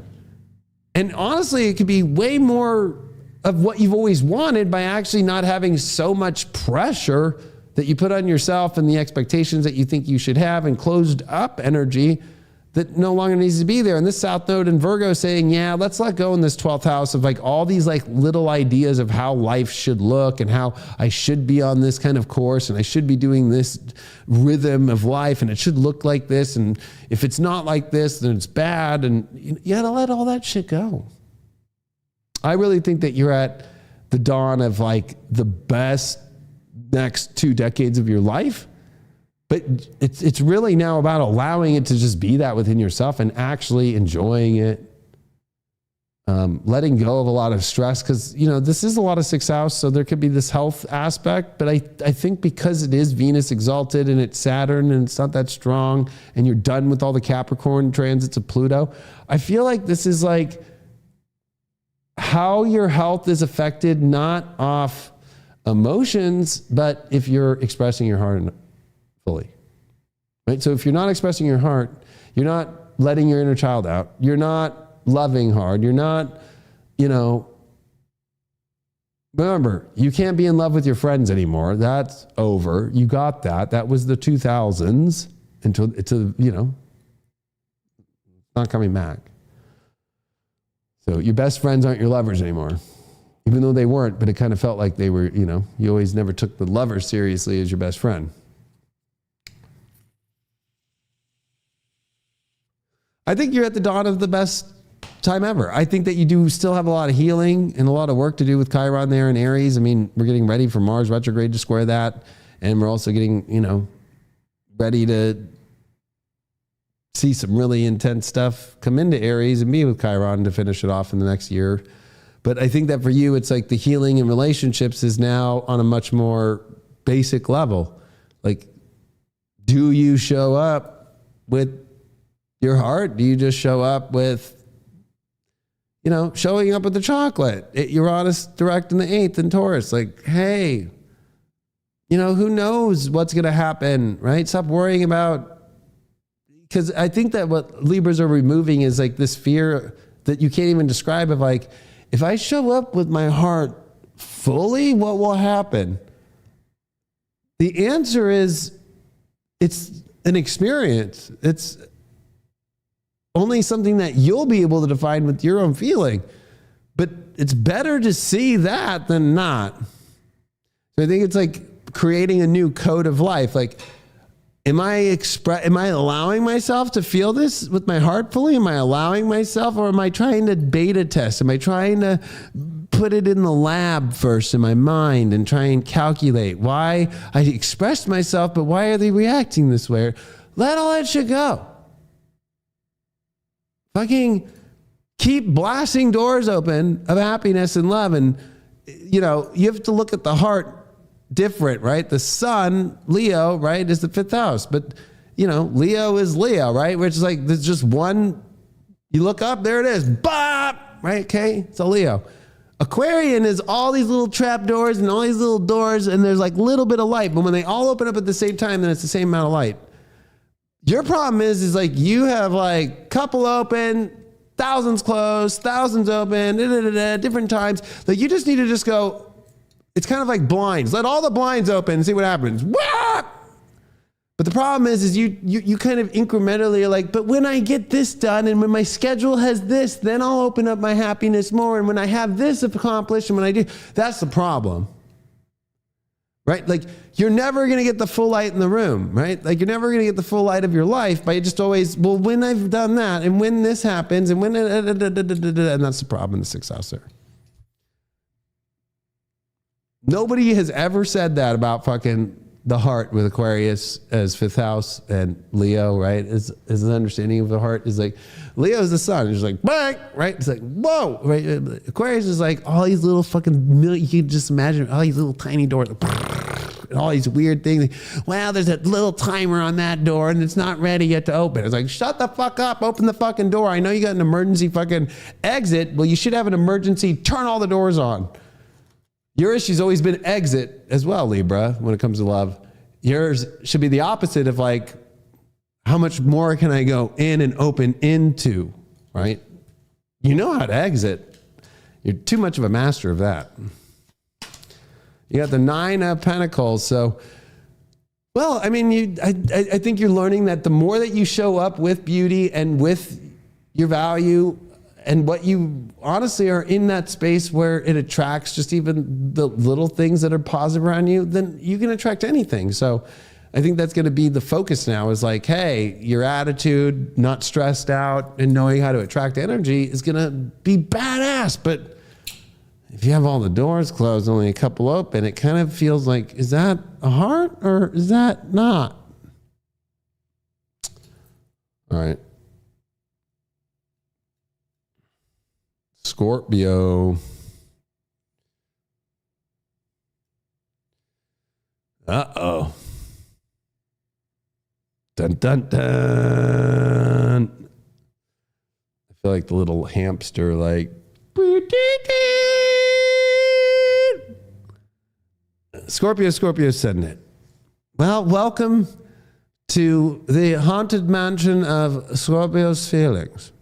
If yes, Aquarius has many doorways. Well, Scorpio, when it comes to your emotions, you are like the most confusing dam system that's ever lived of doors opening of what emotion and when and timings and how full is it and when do I let it out and oh my gosh. So you're going through fucking a really weird moment because this is Pluto, your ruling planet, the ruler of your 1st house and your 4th. Right? You're having to realize that your whole life has been formed off emotions, and now you have to actually be aware that there was repressed emotions defining your life, subconscious ones. Like you have to face like, hey, let me clear the emotions and like let me actually not make it so confusing and so attached to things that I need not to worry about emotionally anymore. Like you need to let go of the past, right? So, you know, you can't be always thinking of like, you're kind of like a walking landmine in World War I of like, get to the other side. And it's like, oh, charge. And it's like, oh, like, you know, like fucking every emotion is like, oh my, and then it's like PTSD, like, oh my God, I tripped over that landmine. I remember when I was in World War I and I got hit all the time. It's like, you're still alive. It's like, I'm a Scorpio, motherfucker. Yeah, I'm alive. And that, you have to remember that you're a Scorpio, you're still alive, right? So you need to get over, this is PTSD for Scorpios, right? This is, again, I said this 6 months ago, and I've said it for the last 6 months, and I sprinkle it like on a donut, right? It's like your mental health, dealing with emotional situations, mood disorders, stuff like that is paramount to pay attention to. You can no longer hermit. You can no longer just kind of stay in your little shell. You can no longer just be in your own weird space. People are going to trip the fuck out. Like, what's wrong with you? Like, you can't just be sitting there staring at the fucking walls and your family's there, your kids looking at you, whatever it might be. You just can't be just like, and people are like, you need to talk about it, and you can't be like, I don't want to. Like, the biggest failure is going to happen in your life by closing your emotions off in your personal life. And you've done that your whole life. That's the thing, is whatever you're always next to, only that little circle or that thing gets in. That's the problem. That you are the moats of all moats, but you're the moat itself. You're the crocodile in the moat, right? So you're just like eating whatever comes along and waiting for whatever you only want to come along emotionally. And so there's trap doors and triggers here, and you got to let them go. And you got to be way more open about, you can't be afraid of like, if I'm going to let all this in, it's going to be overwhelming emotionally. It's like that's what you desire so much. You just got to pull back from this overprotective energy that you're obsessed with. That's so weird. It's like we have to like know this weird code to get into your life emotionally. And even if we say that, you know, it's like, well, I kind of have only these people I have to give my emotions to. It's like, you have to learn how to distribute your emotions in any situation, not only in these situations, all people. You have to learn the social construct of emotion, meaning that you should be able to deal with all people, have emotions with all the kind of people in life, like the teller at the bank, to your friends, to this group and that group, and not be so selective on just, this is the only people in my life that I emotionally am connected to. Thank you. That's it. This is the only person, this person and that person, because it affects every other part of life. This fifth house is really interesting in Pisces because I wish I could show it, but that Saturn, Venus, Neptune, North Node here, you know, this is where you have had some of the greatest gifts given for your happiness. And you got what your mind and your heart always wanted. But now you're in that wedge zone of like, how do I bridge all that together? It's like allowing the bridges to be open, allowing the doors to be open. Not having any phobia or fear that something emotionally is going to get ripped away from you. Because that's the fear of Scorpio, right? Aquarius. Something's going to come in, Pluto, this dark energy is going to come in and put its hand and grip around something that you emotionally care about and rip it out of your life. Well, guess what? The more that you keep the door closed thinking that's coming, you're inviting that to happen. So you have to be more inviting of actually allowing things to be more open. Because no hand's going to come and take something away when the door's open. But when you have the energy of protection, because Scorpios are funny, that when they lock a door, they only do that. They never do that around people they like because they don't want people to see them all phobic, right? Or protective or hide. Let me hide my little thing. Scorpios go through a whole process of hiding something. Like, oh my God, let me hide that thing there, you know, like, and it's only when they're alone. Or, you know, like you never really see them. They always will close the door too. Okay? You can't live like that anymore. That's like the end of your life if you just want to keep living that way. So you're choke holding your own self. You're missing out on all of God's benefic, loving elements because you're afraid something's going to take something away. And Uranus is going to station direct in your seventh house, Taurus, right? So there's that fear that it's going to be about relationships, people, And so I think for you, it's like, yo, listen, the only thing that's going to ruin your relationships now is your emotions being closed up, locking things away, having no drawbridge down, but having a mode up. And, people that are close to you are going to feel like, like, why don't you let more energy in? Because I'll be honest, you don't want people to get over you, Scorpio. Because that's what's going to happen. It's like when people are so locked in their PTSD and afraid to let things in, it's like, okay, it's nice we're in your world of your emotions, but I want to go do this too. And then it gets to where people are afraid to kind of express what they also need because like, oh, I understand you're triggered, like, and you might be emotionally going through something. Nobody wants to be that way. And nobody wants to be like, there's no drawbridge open for you. You're not in my life. Only these people are in my life. Like, so many people. That's the irony. Every Scorpio's built massive amounts of people in their life. But only who's ever been the latest and greatest dinner fucking is the only thing that's in your fucking little castle, which actually, it's so funny. Remember, you're a Scorpion, so you live in a weird place, 4th house, Aquarius. And where's that weird place? A hole. So you're like trying to defend this great hole, but nobody's, people are trying to get you out of the hole, right? So that's the irony, right? Pluto, the ruler of your ascendant, like, are you going to be remembered as the one that's just the weirdo in the hole? Or are you going to be remembered as the one that came out and isn't afraid and can still interact and do things, and you're not going to lose your latest and greatest connections, but build on top of those and build the ones you've built and continue to build them? Like, you have to think, you have to be open on all those levels. So you have to, every emotional level has to be open, and that's terrifying for you. You think something bad's going to happen. This Mars retrograde in the 9th and left Taurus, Leo in your 10th.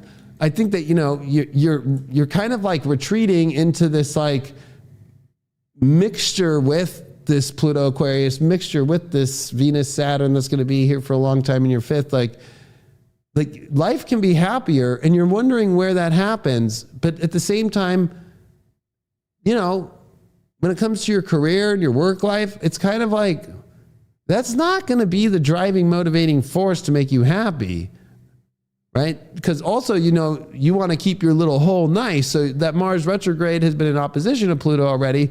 And so it's been kind of like, oh, well, I've got to go out just to do my work, right?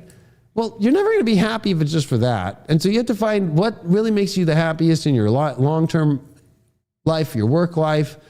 But that Mars retrograde as well coming into the 9th is like, you can't bullshit. Like, you have to emotionally at the same time, like, stay positive and find a positive thing. And you also can't bullshit others, right? About like, oh, I'm going to do this and I'm going to do that, and make promises that you can't keep, right? Like that Mars in the 9th retrograde is kind of like, oh yeah, I'll do this and I'll do that and I'll show up, I'll be that, and but it's like, are you really going to do that? This is Mars that's fall position. So the worst thing is when the promises are made always by Scorpio when they don't keep them, but when you don't keep one to a Scorpio, they'll fucking cut you off. Like, that's part of the other Pluto Aquarius thing, is like, that you can't be that way anymore if you're not willing to do it on the other side. And Jupiter retrograde in your 8th, I know you're in your own little hole, okay? But I think that for you, there's such curiosity for you to keep, you're doing the work on the inside, you're doing the work on your needs and your wants, but you have to throw some white flags out once in a while and be like, I'm around, I'm alive, I'm here. And communication is the only way you're going to feel connected in life and find your passion and find those things. So, it's like, number one, you don't want to bore people very few people with what you're going through and what you live your life like. But you have to be able to diversify a little bit here. To me, this is like a diversification part of the chart. You got stuff in the, the good part, whenever we get from the 7th to the 10th, like, you've got the 3 planets retrograde there. So it's kind of like, okay, like life is not that hard, but it also is bringing you into these really new places and you're learning a lot. But then you've got stuff at that second quarter now, and that's what's positive, because if you look at where Aquarius is right there, Pluto and everything now is from the 4th house into that quadrant to the 7th.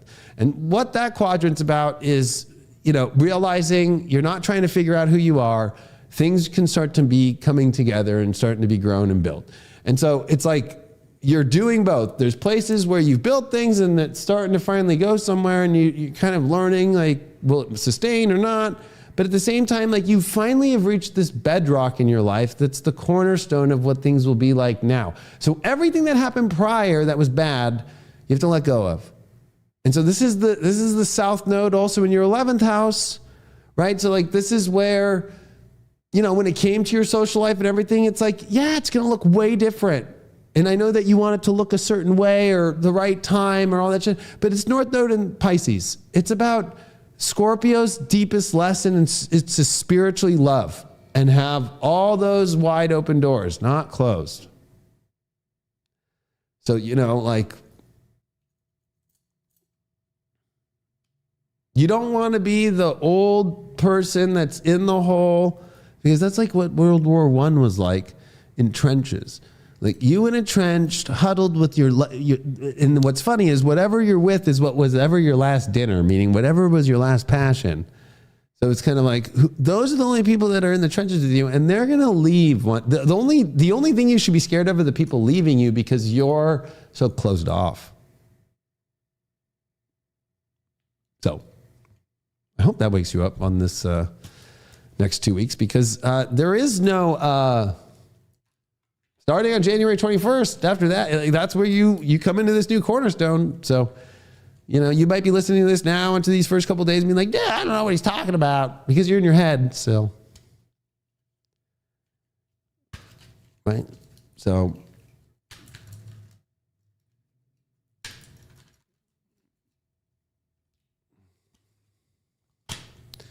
wow, you got the 5 of Pentacles.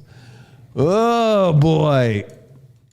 So I'm right about the wounds and the massive healing and the massive sensitivities, but this is like, I'm going to be honest with you, you're the one holding all this resentment of life and things, or worries, or thinking you can't do things or whatever. Like, this is all on you, okay? You have to take full responsibility of your own feelings, and your feelings are way offline. They're not focused on the happiness that they should be. They're not seeing that you could be having all the things in life that you want, the abundance that you want, in the small different ways, and also in the curiosity ways, and also in there's so much to the story that you have to, like, look at. It's more like, where are you not opening up? Because there's way more opportunity than there's not. And that means your business your job, your anything, your 10th house will do better when you're in that space. But you're right now kind of thinking the opposite. Like, how can I close things off more and keep things more tight? And then I'll be able to be more strong and more focused. And what? That's not how the universe works. But you're the one choosing to stay out as the victim and feeling like the victim when there's really nothing going on that's a victim. Like, this is you getting over, like, there's really nothing causing your life to be whatever you think might be bad. It's you and how closed off you are and in your little hole. All right, let's move on. Sag.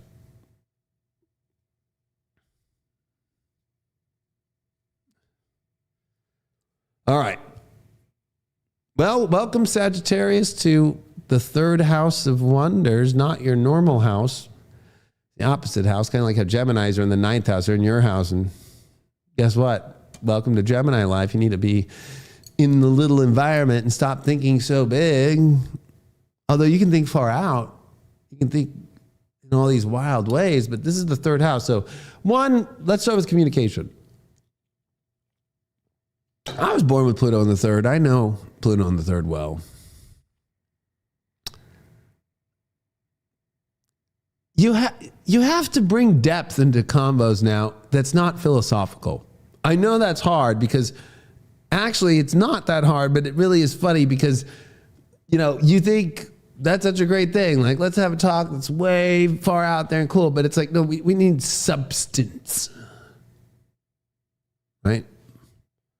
So it's like, we all know you can think far out, but how can you communicate on a level that you're not trying to steal the show for whatever you want to talk about, and at the same time, like understanding where others are at and relating?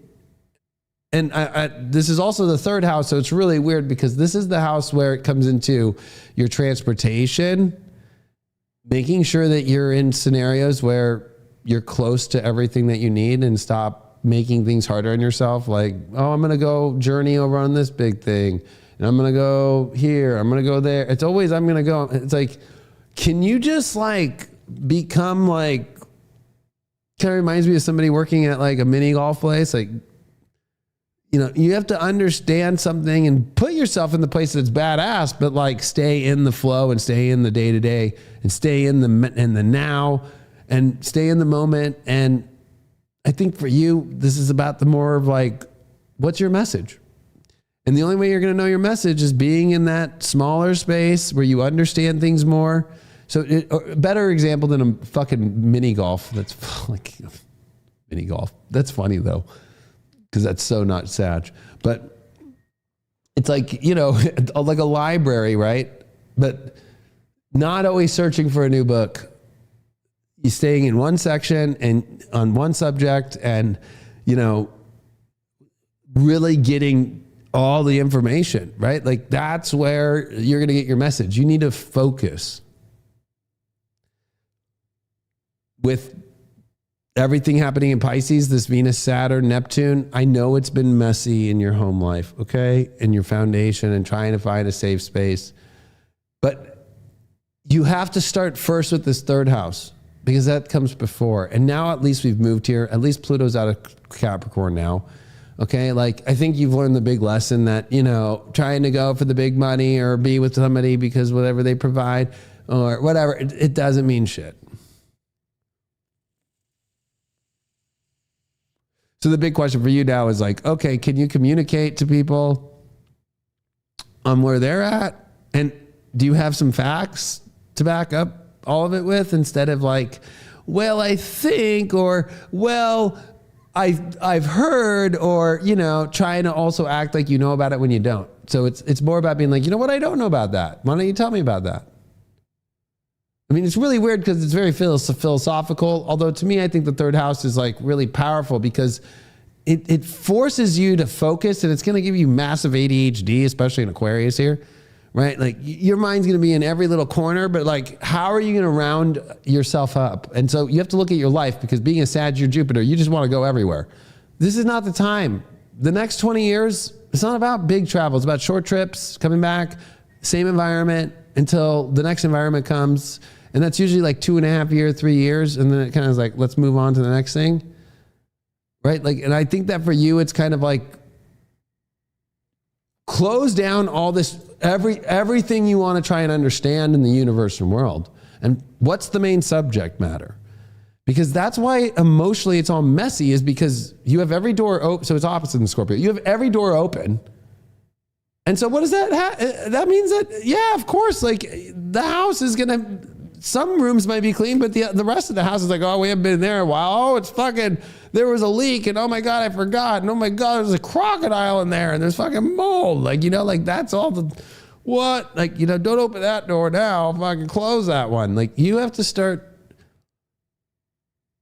you know, this is my life. This is where it's at. This is where I'm researching. And this is where you communicate to people, right? So you have to actually pick a spot that you're interested in. What is your most biggest curiosity? It can't be, well, you know, I'm still picking up the thing that I haven't figured out fully yet. Like,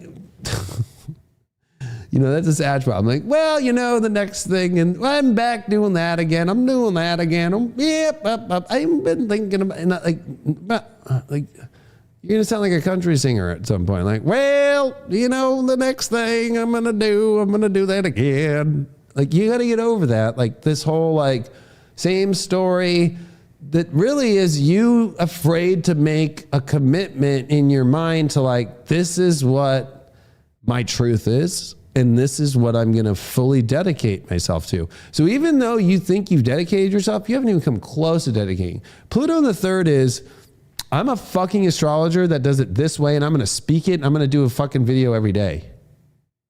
Right? So what is it that you're going to do that everybody can be like, yeah, they're doing that all the time. This is what they do. This is what they focus on. And to where it becomes this place where it's like, oh, you have some cool ideas, but at least we know there's some substance about those ideas and that you're actually wanting to be there. And also, wow, you remembered that thing? So this brings up memories. Are you remembering and storing data about people, or just the fun story only, you know? Oh, I forgot you're going through that right now. Like, so that affects in your relationships, and, you know, North Node's out of the fifth now, and it's just Chiron. North Node's in your fourth. Where's home? And that is the most terrifying thing for every Sagittarian and Sagittarius rising. Where's your real home at? Where do you really want to be? I think you can't be afraid to have conversations and truths about where you want to live and where you want to be. And you have to pick a spot. The universe is saying, for this next 20 years, pick a spot. And stay there. This is a little hard because the South Node's now in your 10th. And so for those Sages that are looking for fame and fortune, it's not about that.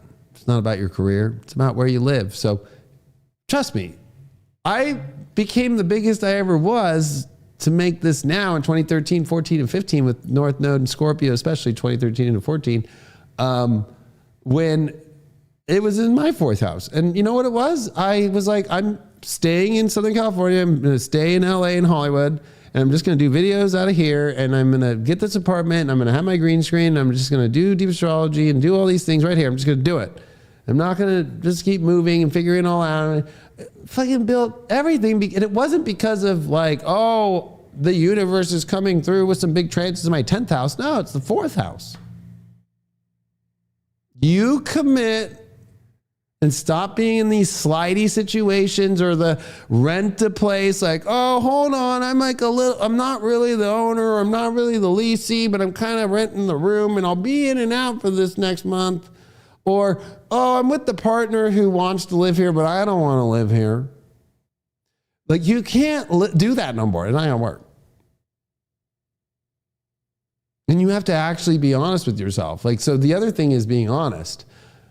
Now, it's great because Sag is about truth as well, and Sag is about honesty as well. But it's like, you can get away with a lot of things till you get to this like final thing about end of life truth, okay? We're talking about the now truth. Like, you know, are you happy now about where you live? Aren't you tired of always it being so like, what the fuck? Time to change that. And so it also means that you have to be honest with yourself. And that means you have to communicate from the truest part of just the basics within you, not the ethereal truth, like, well, at the end of the day kind of truth. No, the truth of like, I'm not stimulated by this. This isn't what I want. This is what I need. This is what I'm interested in. This is what I'm not interested in. You have to be like no Sag has been before, confident about what you want and mindful of like, this is what I want and I'm just doing that, and not throwing a million other different fucking thoughts out there that you think will be the next possibility. It's not about possibilities. It's about essential truth. The city you live in, this is where I'm going to be. This is where I'm going to ground, especially with this North Node now and Neptune and Venus and Saturn. Like you have to create a base. It's about the base. Stop focusing on work.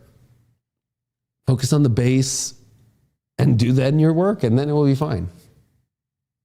Mars retrograde in Cancer in your 8th. There's a lot of questions right now about what your real passion is. It was in your 9th. So it was like, well, there's a lot of places I can go. And it opposed that Pluto went, shut the fuck up. You always want to go on some new trip or some new journey. Are we ever going to figure out what the fuck's going on? Like, you know, so, you know, this Mars retrograde in the 8th is like, all right, I want, like Sagittarius want the weirdest things. Like, I just want a life where I could actually have it all just what I just personally want. And you kind of want to where it's like stable. You've been working on that when that North Node was in Taurus. You were working on that still with Uranus in Taurus, and it's stationing direct, right?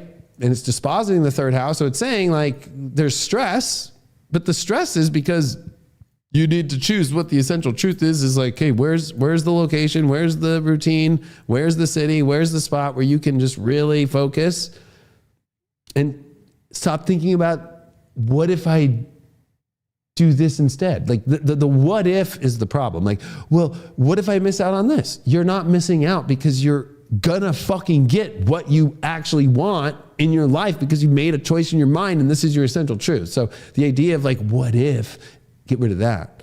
The other thing too is Jupiter still retrograde in your 7th house relationship. So is there relationship tension and problems? You know, there's been enough transits to say there's been, but the question really now comes to the essential truth of like, is it in an alignment now? This new moon didn't try into Jupiter. So I think for you, it's like, if you can be honest and communicate with your partner and you feel like they can be that way with you, or if you're dating, it's a little bit messy emotionally, but you know, there's positive messy and there's negative messy. I think the positive messy is if you're both in the essential truth, you both want to really do this and you're honest with yourself, that's a better mess to be in than the mess of, no, it's great when really you're not happy, you're not stimulated, whatever. And stimulations would be a big part. So this could be where you're over somebody because they're not that, they became boring. They're not that funny, right? And that's the other thing. You're already about humor as a Sag, but now that you're in the 3rd house, it needs to be fucking instantaneously funny and instantaneously clever. So if somebody's kind of aloof and a little bit drifty and not very loud, you're over it. So I think your issue is going to be about the love story of somebody that just doesn't have it and isn't that spectacular, but they're a nice person. And that's so Chiron and Aries. Like, no, they have it, but they don't. You don't have to play that game. But the question I have for you would be, is it the game that you're playing is that because you're really living the life that they want for them and it's really boring? All right, what card do you got? It's not that bad. I actually like this transit for you. I think that, you know, it's not going to be so helpless, but it can feel most helpless if you don't choose a location. And I dare you to stay there and just say, this, put a stake in the ground. This is where I'm at. That will be the best thing that you ever did in your life. Or if you're already at that place, I'm staying here. But you have to be honest with yourself.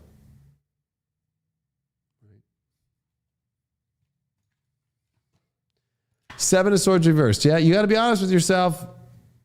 Don't be lying to yourself. I don't think that you are, but boy, is it tempting. Boy, is it tempting. I feel like for you, you're like, oh, maybe it's not that good, but no, it's good. Now it's good. Now it's good. Don't be playing that shit.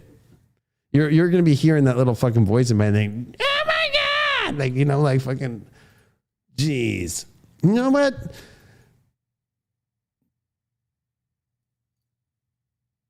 The 3rd house is crazy. Pluto in the 3rd house, people are crazy. I'm Pluto in the 3rd, but I say the craziest motherfucking shit. Okay? I have no problem crowning myself king of saying the craziest shit in the astrology community. Okay?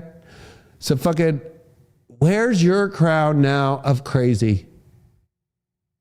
Like, where's the fucking Tourette syndrome? I'm not saying you're going to develop a tic, but like, 3rd house is, with Pluto is cussing. Expressing your needs through a cuss is everything. So if you haven't done that in a while, you need to.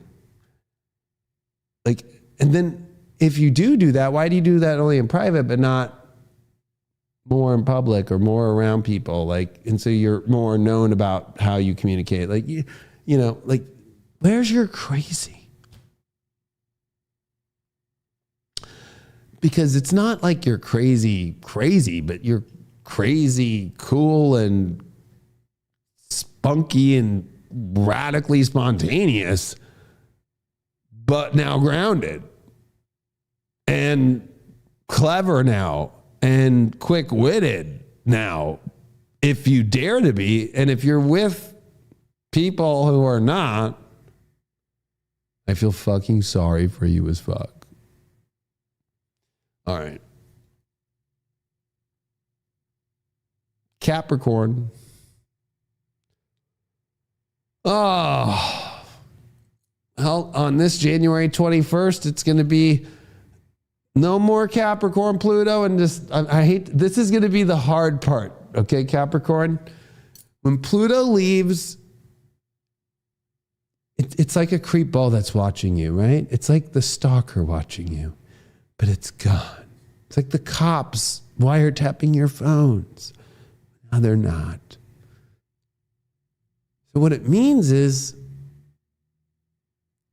did you use that Pluto energy to get the attention you want about who you are? As much as, you know, like, if you did, good. If not, it's going to be hard to get attention now. Because now it's off the merits of what you're creating that's actually innovative, that blows people's minds.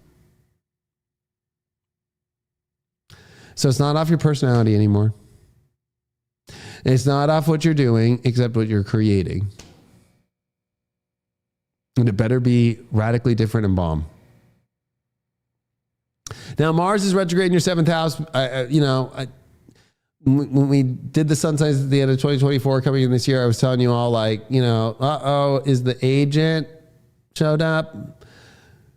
Meaning, did you get into some sort of relationships over, you know, before the holidays, and then Mars went retrograde, and then, oh shit, like right now you're kind of dealing with, did somebody switch on you here? Because like you feel like they're about to. This would be the big peak week of them starting to make the switcheroo. The sun just opposed Mars, Mars square or sextile Uranus, and then of course we've got this Mercury that's leaving your sign and coming in with Pluto, the sun to meet in Pluto in the 2nd house. Like now you actually have to, and this is the hard part of this transit. All right, Cap, is like, it's about the money, meaning people can lose favor with you because they like the ideas you have, they like who you are, but like you have to actually have something now.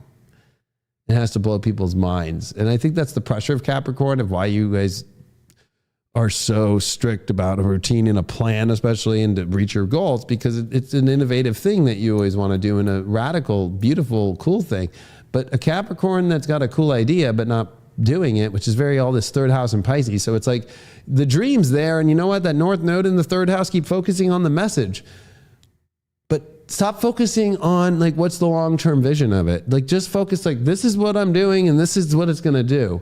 And be it and do it and make it happen.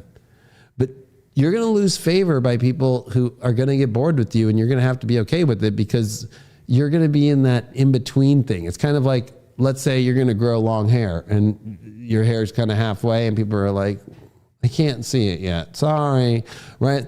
It's like, until the hair's grown, they'll see it. Until the project's like actually more than just an idea and just a little web page or some little cheap AI video you did, and it actually is functioning, then, and it's actually producing and making something back and actually changing people's lives, then people will start to see and be like, oh, okay, you're fucking interesting now to me. So I think you're going to learn in this next couple of weeks that people, that's just the way we are as humans, that they're not bad people. But you know, when you're kind of in that like in between place and you're not really making it happen, and there's other people making shit happen, people always choose the people that are making shit happen.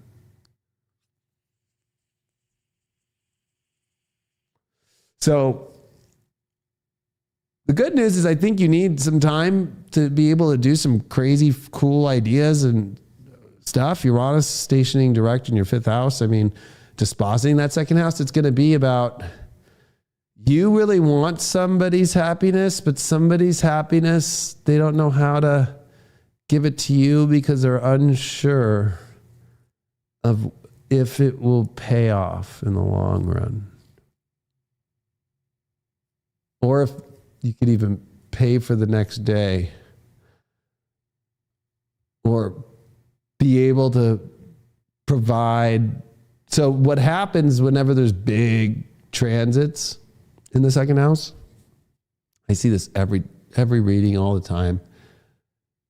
Big ones like Pluto or Saturn, especially. It's like you're having to kind of, especially in Aquarius, you're going to have to do the thing you don't want to do while doing the thing you do want to do to provide enough to still keep people at least interested and around. And also for yourself, like to produce and make the thing that you need. So it's a little hard because you sometimes do this thing you don't want to do. And especially in Aquarius, it's almost like I got to keep these fucking activations of life going. And then I'm really trying to figure out this, but I feel like you're banging your head on a wall, kind of like, I can't figure out what's the next move, or what do I say, or what do I do, or how do I figure this out more? And it's like, you need to drop all attachments right now to like, if I lose this, whether it's a person, a project, money, whatever, you got to get over that. The lesson in Aquarius is the only way to connect is by disconnecting from the fear of losing it. So if somebody's going to leave for someone that's in your mind, it better not be better, because that's going to happen automatically. Because this is the test of like, are people better than you? Or is it that just understanding where you're at and what you're doing, and hey, if somebody's going to leave, they're going to leave because you're not at the time.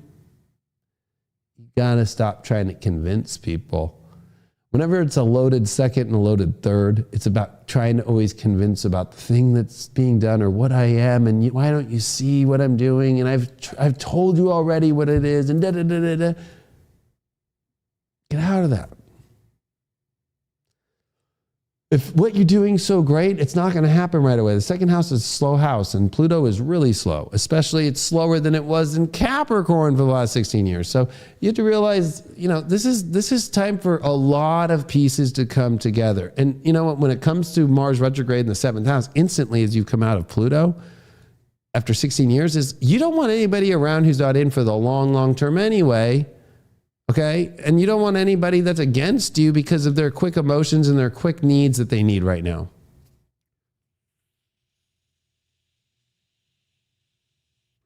I'm going to say this too. You need to drop, because Mars, and this is Capricorn's issue, is like you are attracted to the person that you feel like you can provide something for and nurture someone for.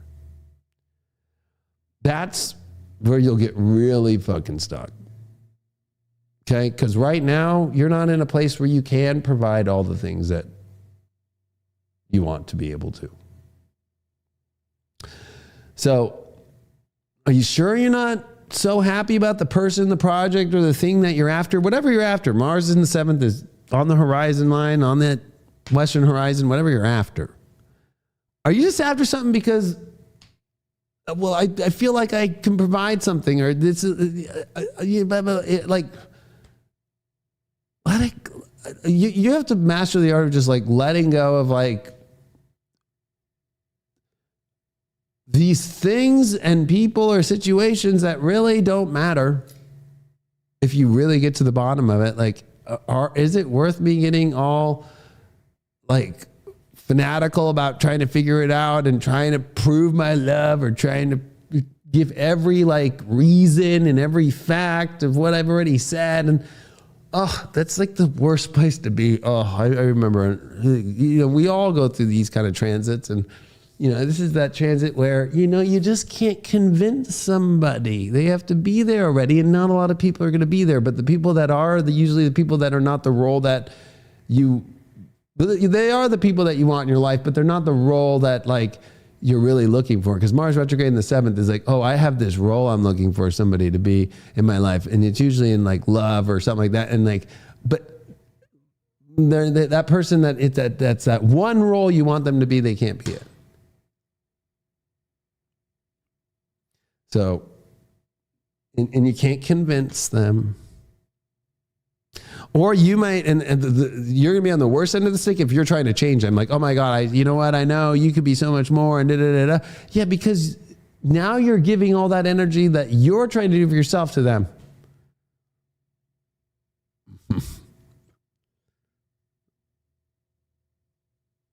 So,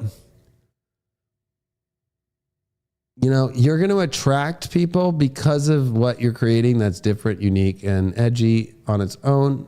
And it's going to take some time. You don't have to convince people. You have to show them the magic. And the magic is not just made in a microwave. And it doesn't come out the second that Pluto leaves Capricorn. And you are a Capricorn. And there's Uranus trying to show you there's other things at play that you might not, that are unexpected about a happier life, and things that are even higher up on the ladder that you could reach for that aren't in view at this 2-week process here. And I think with Jupiter retrograde and your 6th, it's like, would you even be happy if this was it forever, right? Like if this, was this even stimulating enough? It could be a lot more. So I think this is about remembering there's more, but you got to focus on just what is the things that are very basic, and then the thing that you're creating that's not basic is very different, unique, and passionate, and wild, and all these things, but it's in its inception. And, you know, you don't need to chase anybody right now and try and take care of them and try and outdo yourself and go work out alone to take care of them or do all these crazy things or whatever to try and, you know, because that's just like being like the Joneses in a way, which you don't want to be like. But, you know, that's kind of what Pluto and Aquarius is everyone that like, well, what's the neighbor doing? What's everyone else doing? And you have that in your second house. So it's kind of like, well, they're talking to this person. This project, they're doing that over there. What are they doing? Maybe if I do that, let all that shit go. You don't want to be like them. You don't want to also be like whoever, if it is about somebody, love-wise or friendship-wise or anything, like, do you really want to be like the person that they're after? Because it's obviously the opposite of what you're doing. So it's not you. But I would not be surprised on this new moon, this Mercury and Pluto, and with this Jupiter that's about to come direct in your 6th, but more importantly, that Uranus stationing direct, Mars still retrograde.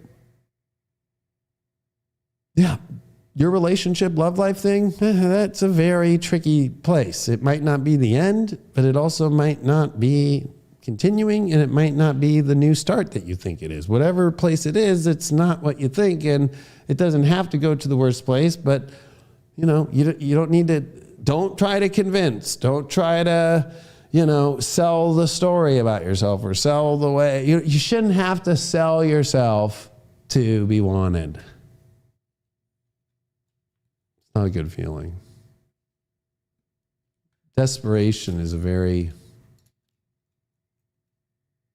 I think it's like the hardest and the lowest vibrational emotions to feel. And when especially it's like you're really not desperate, like you can eat, you have a place to sleep, like all that stuff. Like when it's desperate, when you're desperate for like somebody to love you, I think that's the worst feeling in the world. It's the lowest vibration because they don't want to, so you have to accept it. And thank God. That's God's rejection is your greatest protection. But you're very sensitive about rejection right now. And no, it's not because you're ugly. That's yourself or their projection talking, or you seeing who they talk to or who they followed on Instagram or something like that. You can't compare yourself to that shit. All right, Hierophant upright. I mean, honestly, this is saying like, this is a very important time for you to really spend time and find like your spiritual, you have to get back to your spiritual traditions, and you got to stay in those things right now, because I feel like there is this energy pulling you away from that, and then it becomes all scattered. I think that you need to hone back into your spiritual mind, clear your mind, do your spiritual practices every day, and stay on that so you have a better view of all this, because I don't think you have a good viewpoint. I think you're kind of getting...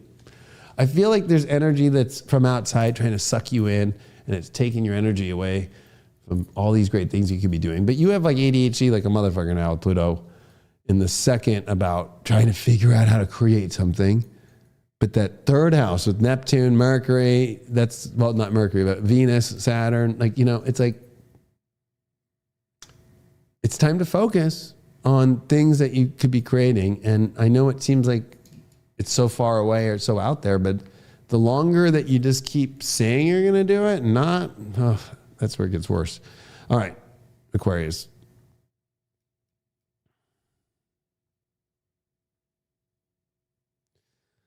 All right, I need a drink.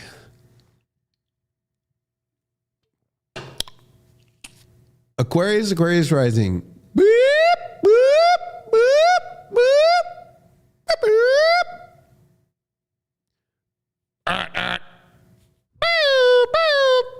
Sirens going off. Welcome to the Haunted Mansion. I am your host, Pluto and Aquarius. But really, I'm your host, Leo King, so I'm the sun conjuncting Pluto.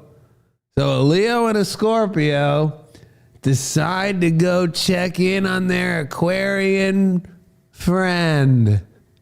It's the sun and Pluto in your sign for the first time to conjunct, and it has begun. The forces of life and death have come together to meet in your sign for the next 2 decades. So, the big question is, who the fuck are you? You've never even known. So, don't be so triggered. You have no idea who you are or where the fuck you're going. You might think you know, but the more that you think you know, the more you don't.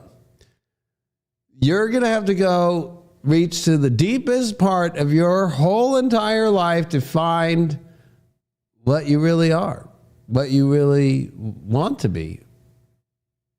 And a lot of the questions, since Pluto is the ruler of your 10th house, you know, like, what's your big meaning? Like, so you attach your identity off like, what is my purpose? Well, that purpose is changing. So this is a long transit, so it's not something to freak out about. But, you know, this is the 2 weeks where it really is the inauguration. So of it, meaning like welcome, and it is Pluto. You know, there's something about Pluto on the 12th that's a little weird because it is in the background. It is hidden. So it's almost like the dead body that's wrapped really well and you don't smell it in the closet. Now it's with you everywhere. The ghosts are with you everywhere now. The shadows are with you everywhere. So the other big question is, it's kind of a Peter Pan moment. Like, what? Have you chased your shadow yet? Have you really found out what's on the other side of that shadow? Like, what is your deepest desires? Because you ain't doing them. You're doing what's like Aquarius is weird because like Capricorn's kind of like, well, I thought it was, but then like Pluto Capricorn took Capricorns and like destroyed their whole like system, right? Like their whole plan. For you though, it's kind of like, well, some of the Christmas tree lights work on the Christmas tree. It's like, it's not the same as all of them. What would it be like with them all on? Well, I don't know. Well, we're going to have to pull all those lights off and replace them all. And then, you know what? Let's replace the tree and let's find out do you even really want these kind of lights? Do you even want a Christmas tree? What do you want? Like, you know, like the universe is like, you can't just be like, well, you know, I rate my life with like, this is like, because like what the problem here is like Pluto's black and white. It's got to be 100. So when it comes to you and everything that you've connected with. So, your relationship can't be, well, it's like a 7.9, which is pretty good. And my job right now is like a 5.1. And my everything's got to be 100 now. And all the lights have to work. And you have to be lit up for that shit. So the big question for you, Aquarius, now, are you lit up like a motherfucker? Like, wow, that's exactly everything. And it has to be expressed. Because the part of Pluto in Aquarius, because you are an air sign, you are a masculine sign, you are a sign about expression, not holding it in.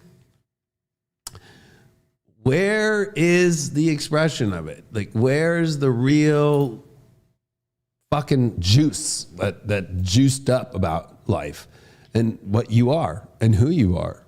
It's weird because we have that Saturn, Venus, and we have North Node, Neptune, right? All in this Pisces, the second house. So this is extremely sensitive about you focusing on what you really want desire-wise, who you are, while at the same time, like having to reevaluate what you thought was everything, but really you're kind of reaching this, oh wait, that's actually not what it is. So you're in a massive reevaluation of everything you've committed. That's why I warned you, motherfuckers. Don't say I didn't. I made it very clear for the last 2 months, 3 months even, because it was the weeks before Pluto came into Aquarius, which was November 19th. I told you, motherfuckers, don't commit to big ass things and remove yourself from as many commitments as possible. Okay, I told you.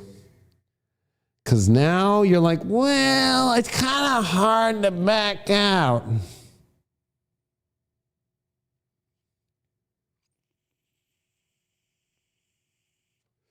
So Uranus will station direct on January 30th and wake up your fourth house and disposit the first house for the first time for real with the Sun-Pluto's conjunction and then that Mercury-Pluto.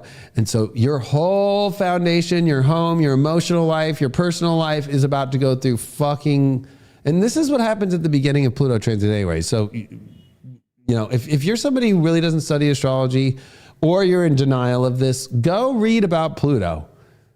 The beginning of the transit is going to fucking do, in typical Pluto fashion, pulling out, destroying, right? Ending. It's the planet that rules death, okay? So your personal life, it's like there's too many entanglements that are of values that kind of are hit and some that are not, and things that you kind of like to do but you don't want to do, and then things that you really want to do. And, now you're in this place where it's like you can't just keep yearning and then like, no, I can't have that. I don't want that. Like, Jupiter retrograde still in their fifth house. I've been telling you all, you guys are in crazy ass relationship, love story shit, like drama, soap opera, and it's going to be because of you, right? Like everything now has changed after this 2 weeks. You will be like, I don't even feel like I did because that old you is dead. Every version of you now, up until this point, will never be how you look at life again. So that's why I said, don't bring that much stuff in because, it's not fun to have Pluto remove things. And Pluto just doesn't remove it. It just doesn't take off the paint by taking paint thinner and then scratching it off. It fucking destroys it all, and then it nuclear bombs it all, and it fucking flattens it all out, and it crisps it to nothing. And so, when it comes to your personal life, your romantic life, and then Mars retrograde in your sixth house, I think there's like a really weird fear that it's like, because it's in that second quadrant, right? It's building up. It's like, I've been building these things though, but you have you're a little green pea that just woke up out of the pod in the Matrix. And I know that you might think, oh, I'm awake and I know what's going on. You don't know shit. Like about who you are. So it's like, you're a green pea. You're like a little tadpole that just came out. What is the life like out here? And we need to be like, where's that rebel? Where's that fucking Aquarius that's like fuck this. I'm doing exactly only what's the most badass shit ever. And not this like, well, it's kind of nice. It's okay. No, not going to happen. And I think it's hard because all three planets that have been retrograde here are all the 3, 4th, 5th, 6th house. Your personal life, your romantic life, and your day-to-day life. That's all like, and then you have Uranus, the ruler of your sign, and where the sun Pluto is, and where Pluto is, and where Mercury Pluto, and where all this event's happening with the new moon, that it's like, oh, fuck. That's right. Everything that you've been kind of building and what your personal life is and what you thought was going to bring you happiness and what your life is going to look like, it's all fucking like, no. And then the south node is in your 8th house. So it's like everything in like your rhythm and your routine that you were so committed with to work isn't going to work.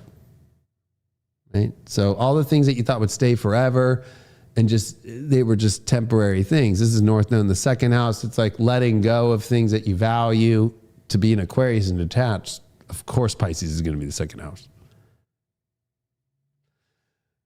And so I think the biggest thing you're going to let go is this ego that's been ruling the whole roost, right? Like this ego that thought I had it all figured out. I knew how to, I outsmarted it. I thought I knew. But the way that you know with Pluto is like the ego really is never satisfied. And so Pluto's going to really be like, yeah, you're not satisfied, are you? Well, let's go find your satisfaction, but you're too afraid to probably. So the problem now is like every Aquarius is going to have those eyes that like, you can tell right away they're not alive or they're dead, right? It's like, and you're going to know the ones that are lit up because they're going after what they've always wanted and what they really want fully. And they're actually listening to not their ego, but their soul. And they're actually going deep down and being like, you know what? This is what I've always wanted. This is what I really want to do. And you know what? No fucks given. But can you really do that?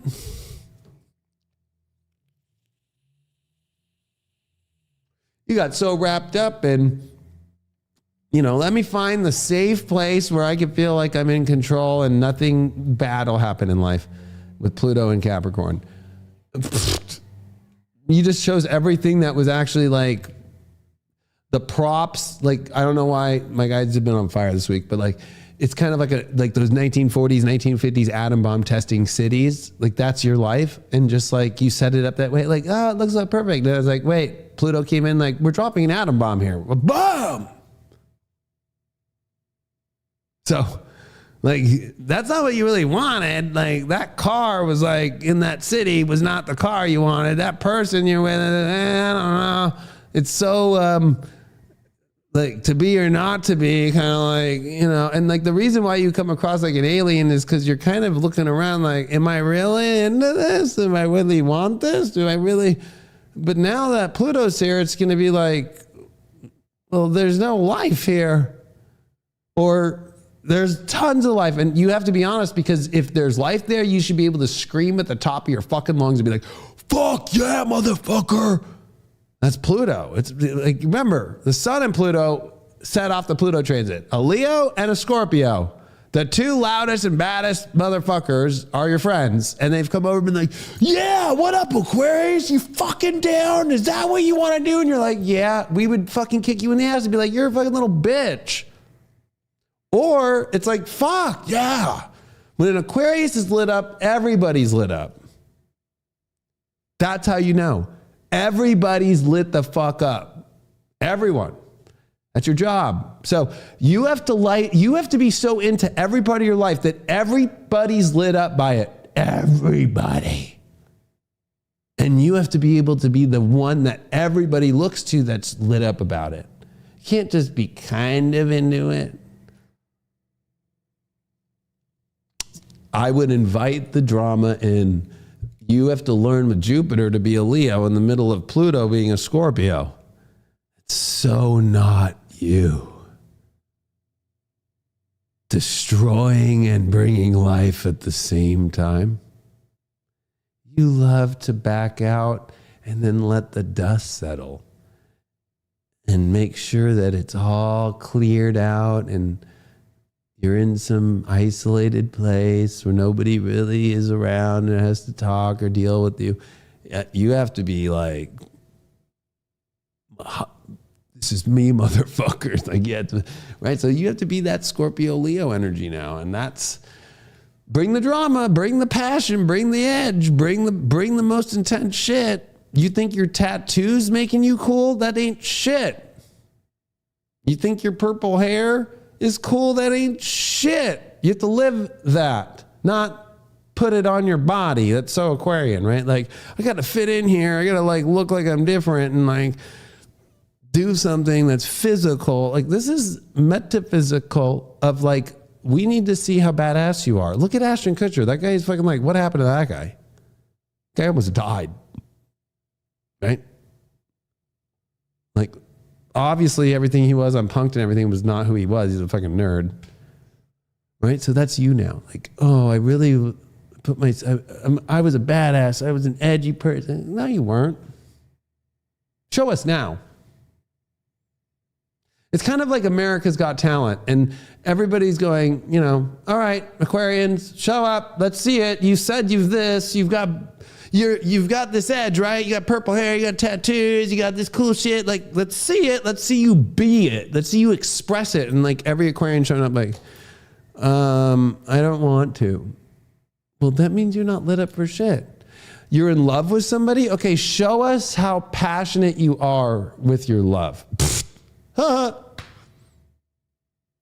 The peck on the cheek and being just like, that's not passion. That's not love. That's not edge. It's not, like, you have got to find it now. You just can't be like, well, this is just a nice little cozy little world I'm in. Just like, let me just keep it up. Like, you're playing dollhouse. Uranus in the fourth. Oh, the dolls are in the house all nice, and they've got it all set up, and I feel so nice, and all the dolls are here. And now you're like a little baby crying that the universe came through and kicked the fucking dollhouse down. Well, there's some passion. Okay, what are you going to do about it? Well, I don't know. Oh, you didn't really like those dolls, did you? In the order they were in. You didn't care about how the way your life looked in that little dollhouse. It's all or nothing, everything you've ever wanted or not. It's the juiciest or it's dry. It's the fucking edgiest where it's so worth it. If you got an STD, that's fine. You can take the medicine. It was so goddamn good.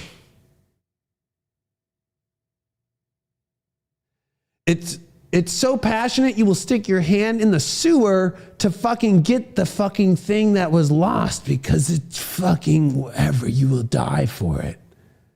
You can't do that for anything that's in your life right now. It's the wrong thing. And I wish you the best because you have just, in very Aquarian fashion, been kind of dropped off in this really dark well. And you're at the very bottom of it. And you have to like show us why you're a badass. Show us why you're edgy. Show us why you're different. Show us how you're innovative. Show us how you can prove me in the world wrong and show up and light up the world and light up everybody, make everybody feel that you are into like happiness and you are into humanity and you love to be part of it. Not, I'm safe from my own place and I really only have to interact when I have to and I don't want to be around people and I don't want to really have to. That is the most lamest. Like when Pluto comes in a sign, it's like this sign is so unevolved. It has to re-evolve and evolve in a new way. Meaning that's why society is so fucked up. That's why Aquarians are not interested in the world much and being in it much. And that's because they're not even into what they bring into their own little dollhouse world with Uranus here and Taurus and their little dollhouse that they thought would be forever. Yeah, right. So Your curiosity, Jupiter in the fifth, of where your happiness is your best friend, not let me just continue seeing the same fact that I'm not that stimulated over and over and over again, and then try and convince myself it's okay. Let me not try and disturb things too much. You are here to disrupt it all. And so if Pluto is going to be nice to you, you have to start the transit with disruption, meaning like, okay, we're going to pull the tablecloth off. Ah! And you know what? That's how I've always thought. And I don't know why you do that. And da-da-da-da-da. If you can't even be into that, like, I don't even know what to tell you, because then, you know, and I don't want to scare any of you, and I don't believe this shit, but, you know, it's just kind of weird, right? Like, you know, when Pluto's in people's signs, like, be careful, especially with detriment suns that you all have that, you know, or risings, because it still fucking goes to your natal Uranus, and we're in very Uranian times where all of our Uranuses get activated with Pluto and Aquarius. And that's the ruler of your ascendant. Don't die.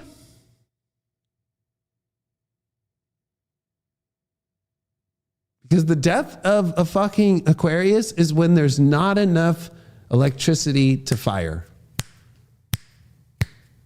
Because you're not living the electric life. You're not letting the neurons fire. You're not letting all the electric parts that are in our heart fire, in our brain. You're like just letting enough. And it's going to feel like death because you're going through a rebirth. And if you're going to try and scapegoat that whole rebirth thing, it's going to fucking bring cancer or death or in the hospital to wake you up. And I don't want that to happen. If you're suppressing all that, and especially it's worse, it's repressing it and being like, I don't want to listen to this person. Like, obviously, why does Jennifer Aniston never have a real husband and never had kids or never really had love? Like, you know, like obviously we saw, if you don't have the COVID vax, I won't even talk to you as a friend. Like, that bitch is fucking an Aquarian that is fucking crazy because she's not even a human being. She just wants to be like every other Aquarian on their own in their weird world.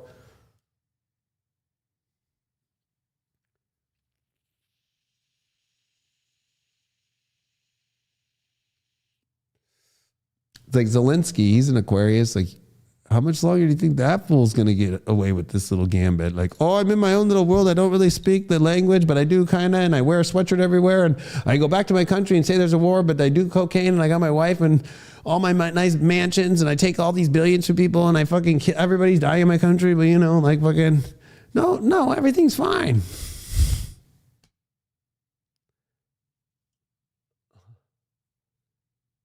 Look at the list of Aquarians, you will be like, fuck.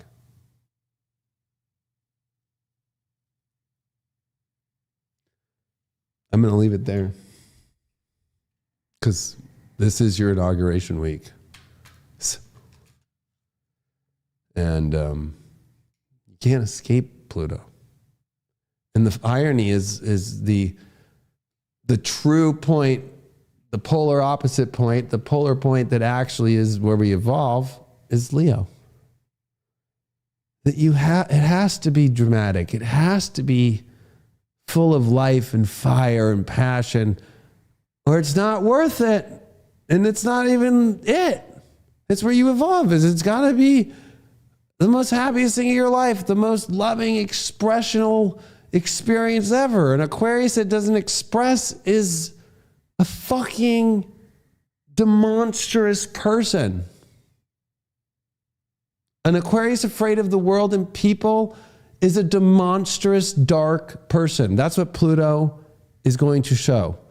The darkest of all of your clan who doesn't like people and wants to just stay away from everything and be disconnected, that's afraid to express himself, afraid to make love, afraid to express himself in an orgasm, afraid to do any of that stuff. You are fucking weird, and Pluto is going to destroy that.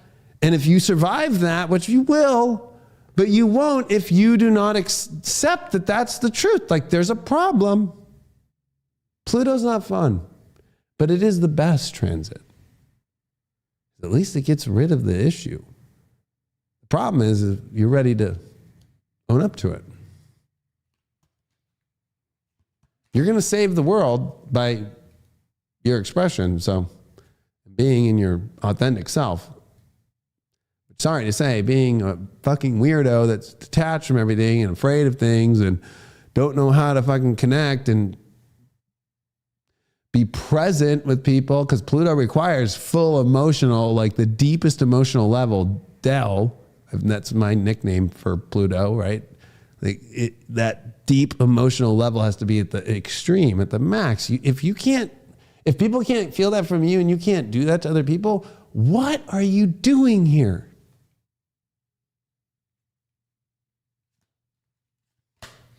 Get the Fool card, very beginning. That's exactly where you're at. The little tadpole that just showed up. What's going on? But yeah, I think that, you know what, this is quite the adventure for you to find out who you really are. And, you know, you get to live two lives in one. I'll never get to have that. So if you're a rising Aquarius or you're a Pluto or you're a sun in Aquarius, guess what? You didn't come here to have one just secular life. You came here to have two lives in one. And the one life that you lived is over. So everything attached to it is over. It's a whole new you. And let's see what it really is. And go on that adventure. Go into the unknown, but also with the desire that's leading you.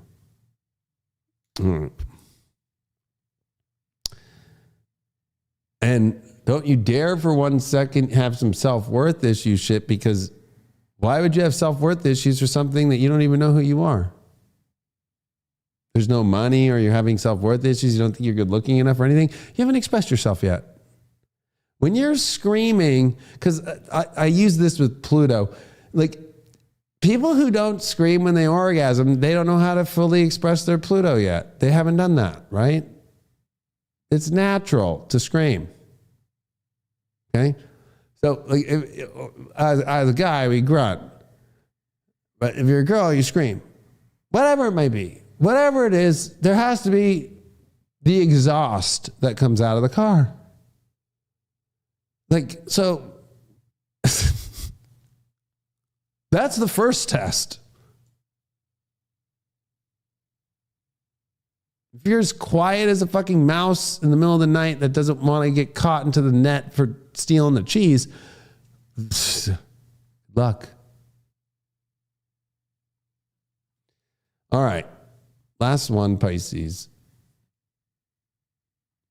I always say I'm going to do these not as deep and as long, but it is what it is.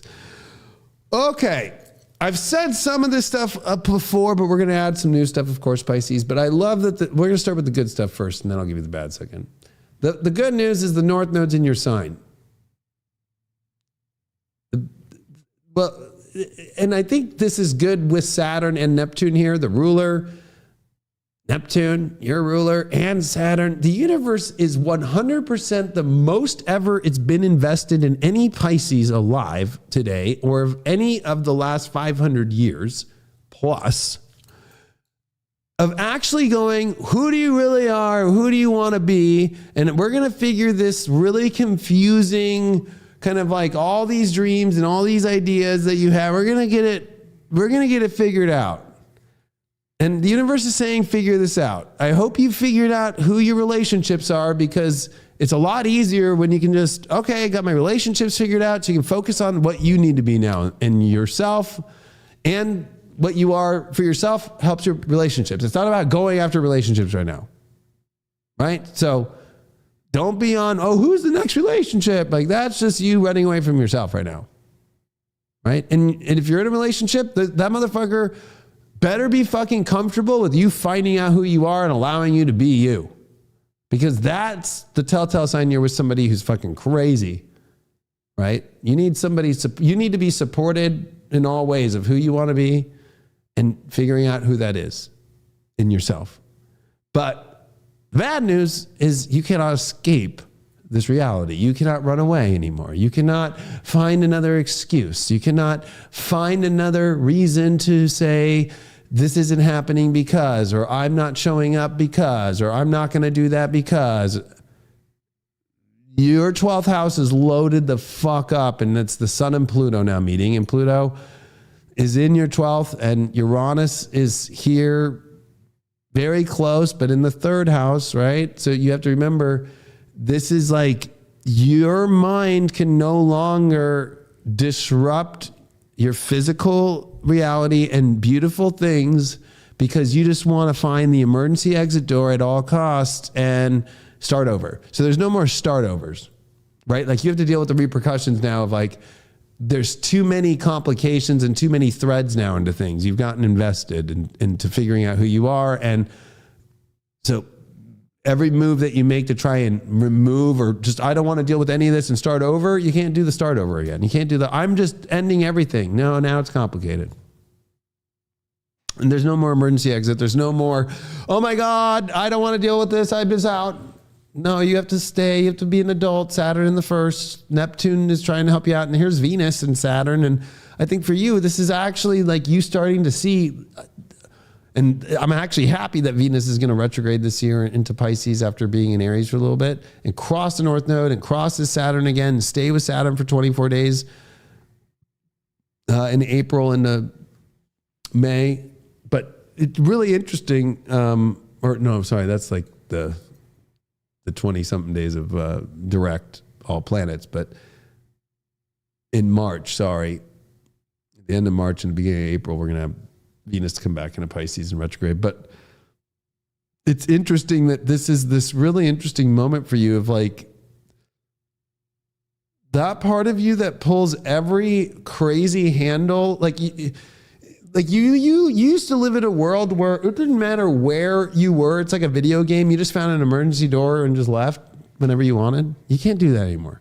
So like, it's going to be complicated. You have too many things. And so Pluto is saying like, especially because it rules your fucking 9th house, like you have to find the more positive thing and stop always going, this is going to be bad. So this is about getting rid of all of this is going to be a bad thing again. You have to remove this negative conditioning in your life. Like all these, like, it's always going to be destroyed. You're the one destroying things all the time. You're the one pulling the plug all the time. And you always pull the plug before seeing the whole way through because Pisces is the moment right before the dawn, right? So it's like 1 minute to dawn and you're like, I've sat here all night. It's dark. It's never going to happen. I'm gone. And it's like, right when you turned your head, gone is right when your dream showed up. So the only way your dream's going to happen is you staying on your dream and staying focused and making sure it's identified now is what this North Node is here for the next 18 months. And this Venus is helping pretty quick here, starting to go, And don't get lost in too many things because that's another thing. Aquarius can be so lost in trying all these things. And in the 12th house, you get lost when you try too many crazy things at once or you get too many people involved. Right? You want to just stay like very kind of basic and what's the biggest dream within that and staying in that more visual sense. Like think of it like a painting, like the most beautiful painting in the world and stay on that. And once that's done, what's the next one? And what's the next one? Like, that's going to help you out so much. But the South Node of Virgo, stop worrying about, what relationship, is the one that's going to fix me. Like nobody's going to fix you and anybody promising to fix you is fucking the worst thing in the world. Okay. It also is this moment where you want help and you're the boy or girl who's cried wolf so much when it wasn't that big a deal. I needed help. I need help. And it's like, what do you mean? Just this. So you can't pull that handle for help when it's like, obviously you can do it. Saturn's not going to allow that to happen. And neither is Aquarius, right? It's going to be like, well, call for help when you really need it. So it can feel like things are really overwhelming, but it's really showing you that, no, you thought the smallest thing was overwhelming. And so now it's going to expand you and toughen you up and be like, this isn't that bad. I can handle this. So it's going to bring confidence. I think Mars retrograde in Cancer is helping with that too, because it's like, oh, there's there's something in me now that's feeling more comfortable, that I'm feeling happier, that there is some tread starting to show up in my life. There is some train tracks starting to show. Jupiter retrograde in the fourth is keeping you protected this whole time. So you've been safe. So it's kind of nice. This transit's coming in with Jupiter and the trine, because it's almost like, hey, you don't need to pull the cord because you're safe. But, I think for you, you can't blame your unhappiness on another, right? North node in the first house can do some really weird things, because one, you could be so focused on yourself because you're trying to get back. You don't like somebody, or you think somebody's done something to you. That's bad. But really, south nodes are illusion, so we get more focused there. So you could be focused on, well, what am I doing in my relationship? And you forget about yourself. So you almost want a partner that's always like reminding you, hey, it's nice that you're caring about trying to fix something here or do something here, but this is about you, right? So you want to be with people that really understand how to like go, hey, no, go do the thing that you want to be. And you don't want to be also so focused on yourself and then putting all the blame on why things are not going right, because honestly, this 12th house transit is teaching you like, no, you've always found a reason to make everything about everyone and why it didn't work, opposed to like, what about it just not working randomly, to finally get you to a point to where you can start trusting the universe and connecting with finding ways to just let things pass by in new ways. Like it's a new approach to surrender, right? Like you're uncomfortable with surrender. And so this is about finding emotional trust, that you can find happiness by where you're at right now and where you've been. You got to take every win right now, but you've had enough little wins that this is now these 2 weeks where you can start to be like, you know what? These are some wins now, and I've never felt like this. This actually is possible. And I think you need to just stay with that and then not expect too much, because then you expect too much. And then if you're waiting too long, then you're going to just pull the handle and fucking try and eject. Let me just walk out of this reality. And it's like, that's not going to happen. There's nothing there to pick you up. There's no more way back in. So you can't move freely about the cabin anymore. That's over. You lived that life where it was like, oh, I can just call this random person to pick me up, and then, I don't know, we'll go to the next place and see what happens. That life's over. So with Saturn and Neptune and Venus and the North Node here, you're being recorded. Like this is the log entry that will be in your histories forever of like who you are and what actions you take. And with all that stuff in the 12th house behind it, don't you dare think you're going to write into that log. You're just going to just bail out of everything all over again, like you've done prior. So I'm stoked though, because I think that you're in a good space. I think relationship wise is not the goal, but I think you don't want to be focused so much on trying to find the perfect partner, trying to find that is your completion. Like you should already have somebody who's wanting to see you complete within yourself. And you don't need to go try and fix other people. You just need to worry about yourself. They'll be able to handle their own shit. And that's where, you can start to surrender more and just focus on yourself. So you don't need to worry so much. And trust me, you are never going to go back to the way life was when it was never working and you could never get traction the way you wanted to. That's coming to an end, but it comes with a cost. And that cost is you can't emergency eject all the time. Because anything that's of value in the world, to get where we really want to go on any dream, right? Whether it's on an airplane or a spaceship or even just a business, there is no just, oh, you know what? I don't like it. There's too much pressure. Let me just bail out. There's no doing that. There's no parachute. I'm sorry. We're on a spaceship. Like there's no, sorry. Like you just can't build a business and have all the offices and invest in all of it. And then just like tell everybody, oh, you know what? I don't want to do it anymore. You have to come file bankruptcy. And then you have to do all these. you can't just, there is no, oh, I don't want to do this no more. So think carefully about your actions, your ego. Rahu will help you get there, but with Neptune there and everything, be careful too about being too blind or thinking you can get away with something that's not of the up and up, because that Pluto in Aquarius now is going to be like anything that's not spiritually good. It will remove the universe, and for others, your toxic shit, if it's you, and expose you.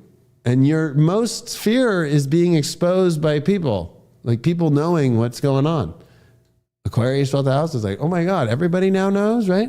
So if you do something bad, everybody's gonna know. So like, don't be treading in no fucking weird Neptunian last part of Neptune, right? This year and the next year in your sign and think, well, I'm feeling good. I can find, you know what? I can just fuck around a little. You're gonna get, everybody's gonna know. Right? So you're either set up for like, everybody's going to know how badass you fucking have done whatever it is great in your life, or the worst thing you've ever done in your life because you just were too loose and didn't really want to do the work and just wanted to escape for a moment. So even now, if you know, oh, well, I can't get out permanently, let me try to get out momentarily.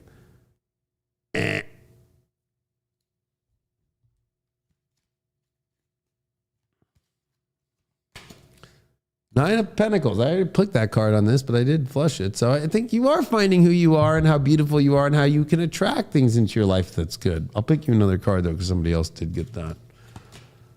Five of Cups. So I think, you know what? Stop being so emotional that it's not going to work out. Like, you've already let all your old feelings out about things and how they were. Take stock now and be like, it's time to fill the cups up with beautiful things that you have. The worst is behind you. The good's only in front of you. Now you set the bar of what's bad. Meaning, you fuck up, you have to deal with the responsibility of that. There's nothing, everything's cleared up from the past that was. And let go of the past. Detach from the past. All right, everyone. Well, I appreciate you being here. Make sure that you get that awesome 2025 no turning back video that I did about 2025. It's 6.5 hours long. It is worth every 6.5 hours. Just be, it's very, very intense and positive and helps you understand how dramatic and how big this year is. This is the biggest year. It's the most radical year of our lives that we've ever lived astrologically, more than 2020. So yeah, that's on highvibe.tv, and you can just click at the top, or at the beginning of this video, I show you how to access that on highvibe.tv. And of course, any of our apps, it's on as well, but purchase through the website. But you can purchase through the app too, and it goes to a website. Anyway, I appreciate you all very much. I hope that these sun signs helped you, and I'll see you on the next one in a couple of weeks, or I hope to see you, of course, on highvibe.tv and all the daily videos. Make sure you subscribe. The best app. We're super cheap, and you'll get the best astrology out there and be part of the community and all the other people on High Vibe that make content. And, you know, we're the only astrology network that's actually doing it in a studio still and fucking got the best technology and the deepest astrology, literally, and making you see astrology like you've never seen it before and teaching you while doing it. So I appreciate that. I appreciate all the love and support for all these fucking years. Beyond grateful. I appreciate you all very much.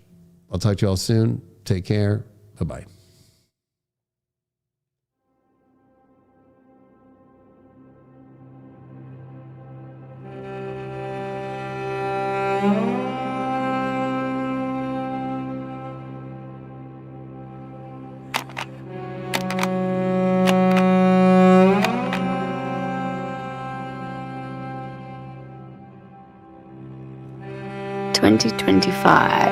No turning back, a live event with world-renowned astrologer, the Leo King. This isn't just astrology, it's a revelation of the most extraordinary cosmic transits of our time. These alignments, thousands of years in the making, will shape the world and your personal destiny in ways you can't imagine. The Leo King will break down how these astrological events will impact global shifts in your life, offering clarity and insight during this pivotal moment in history. Plus, looking back on the last 5 years, these special videos have made a name for themselves. Discover how these celestial events will influence global dynamics, societal shifts, and your individual path forward. Whether you're a seasoned astrology enthusiast or a curious beginner, this event will provide clarity, guidance, and inspiration during a pivotal moment in history. The experience doesn't stop there. Following his presentation, the Leo King will host a live Q&A session, giving you the unique opportunity to ask your most pressing questions and gain real-time insights tailored to your concerns. This event is a must-attend for anyone seeking to navigate these unprecedented times with awareness and intention.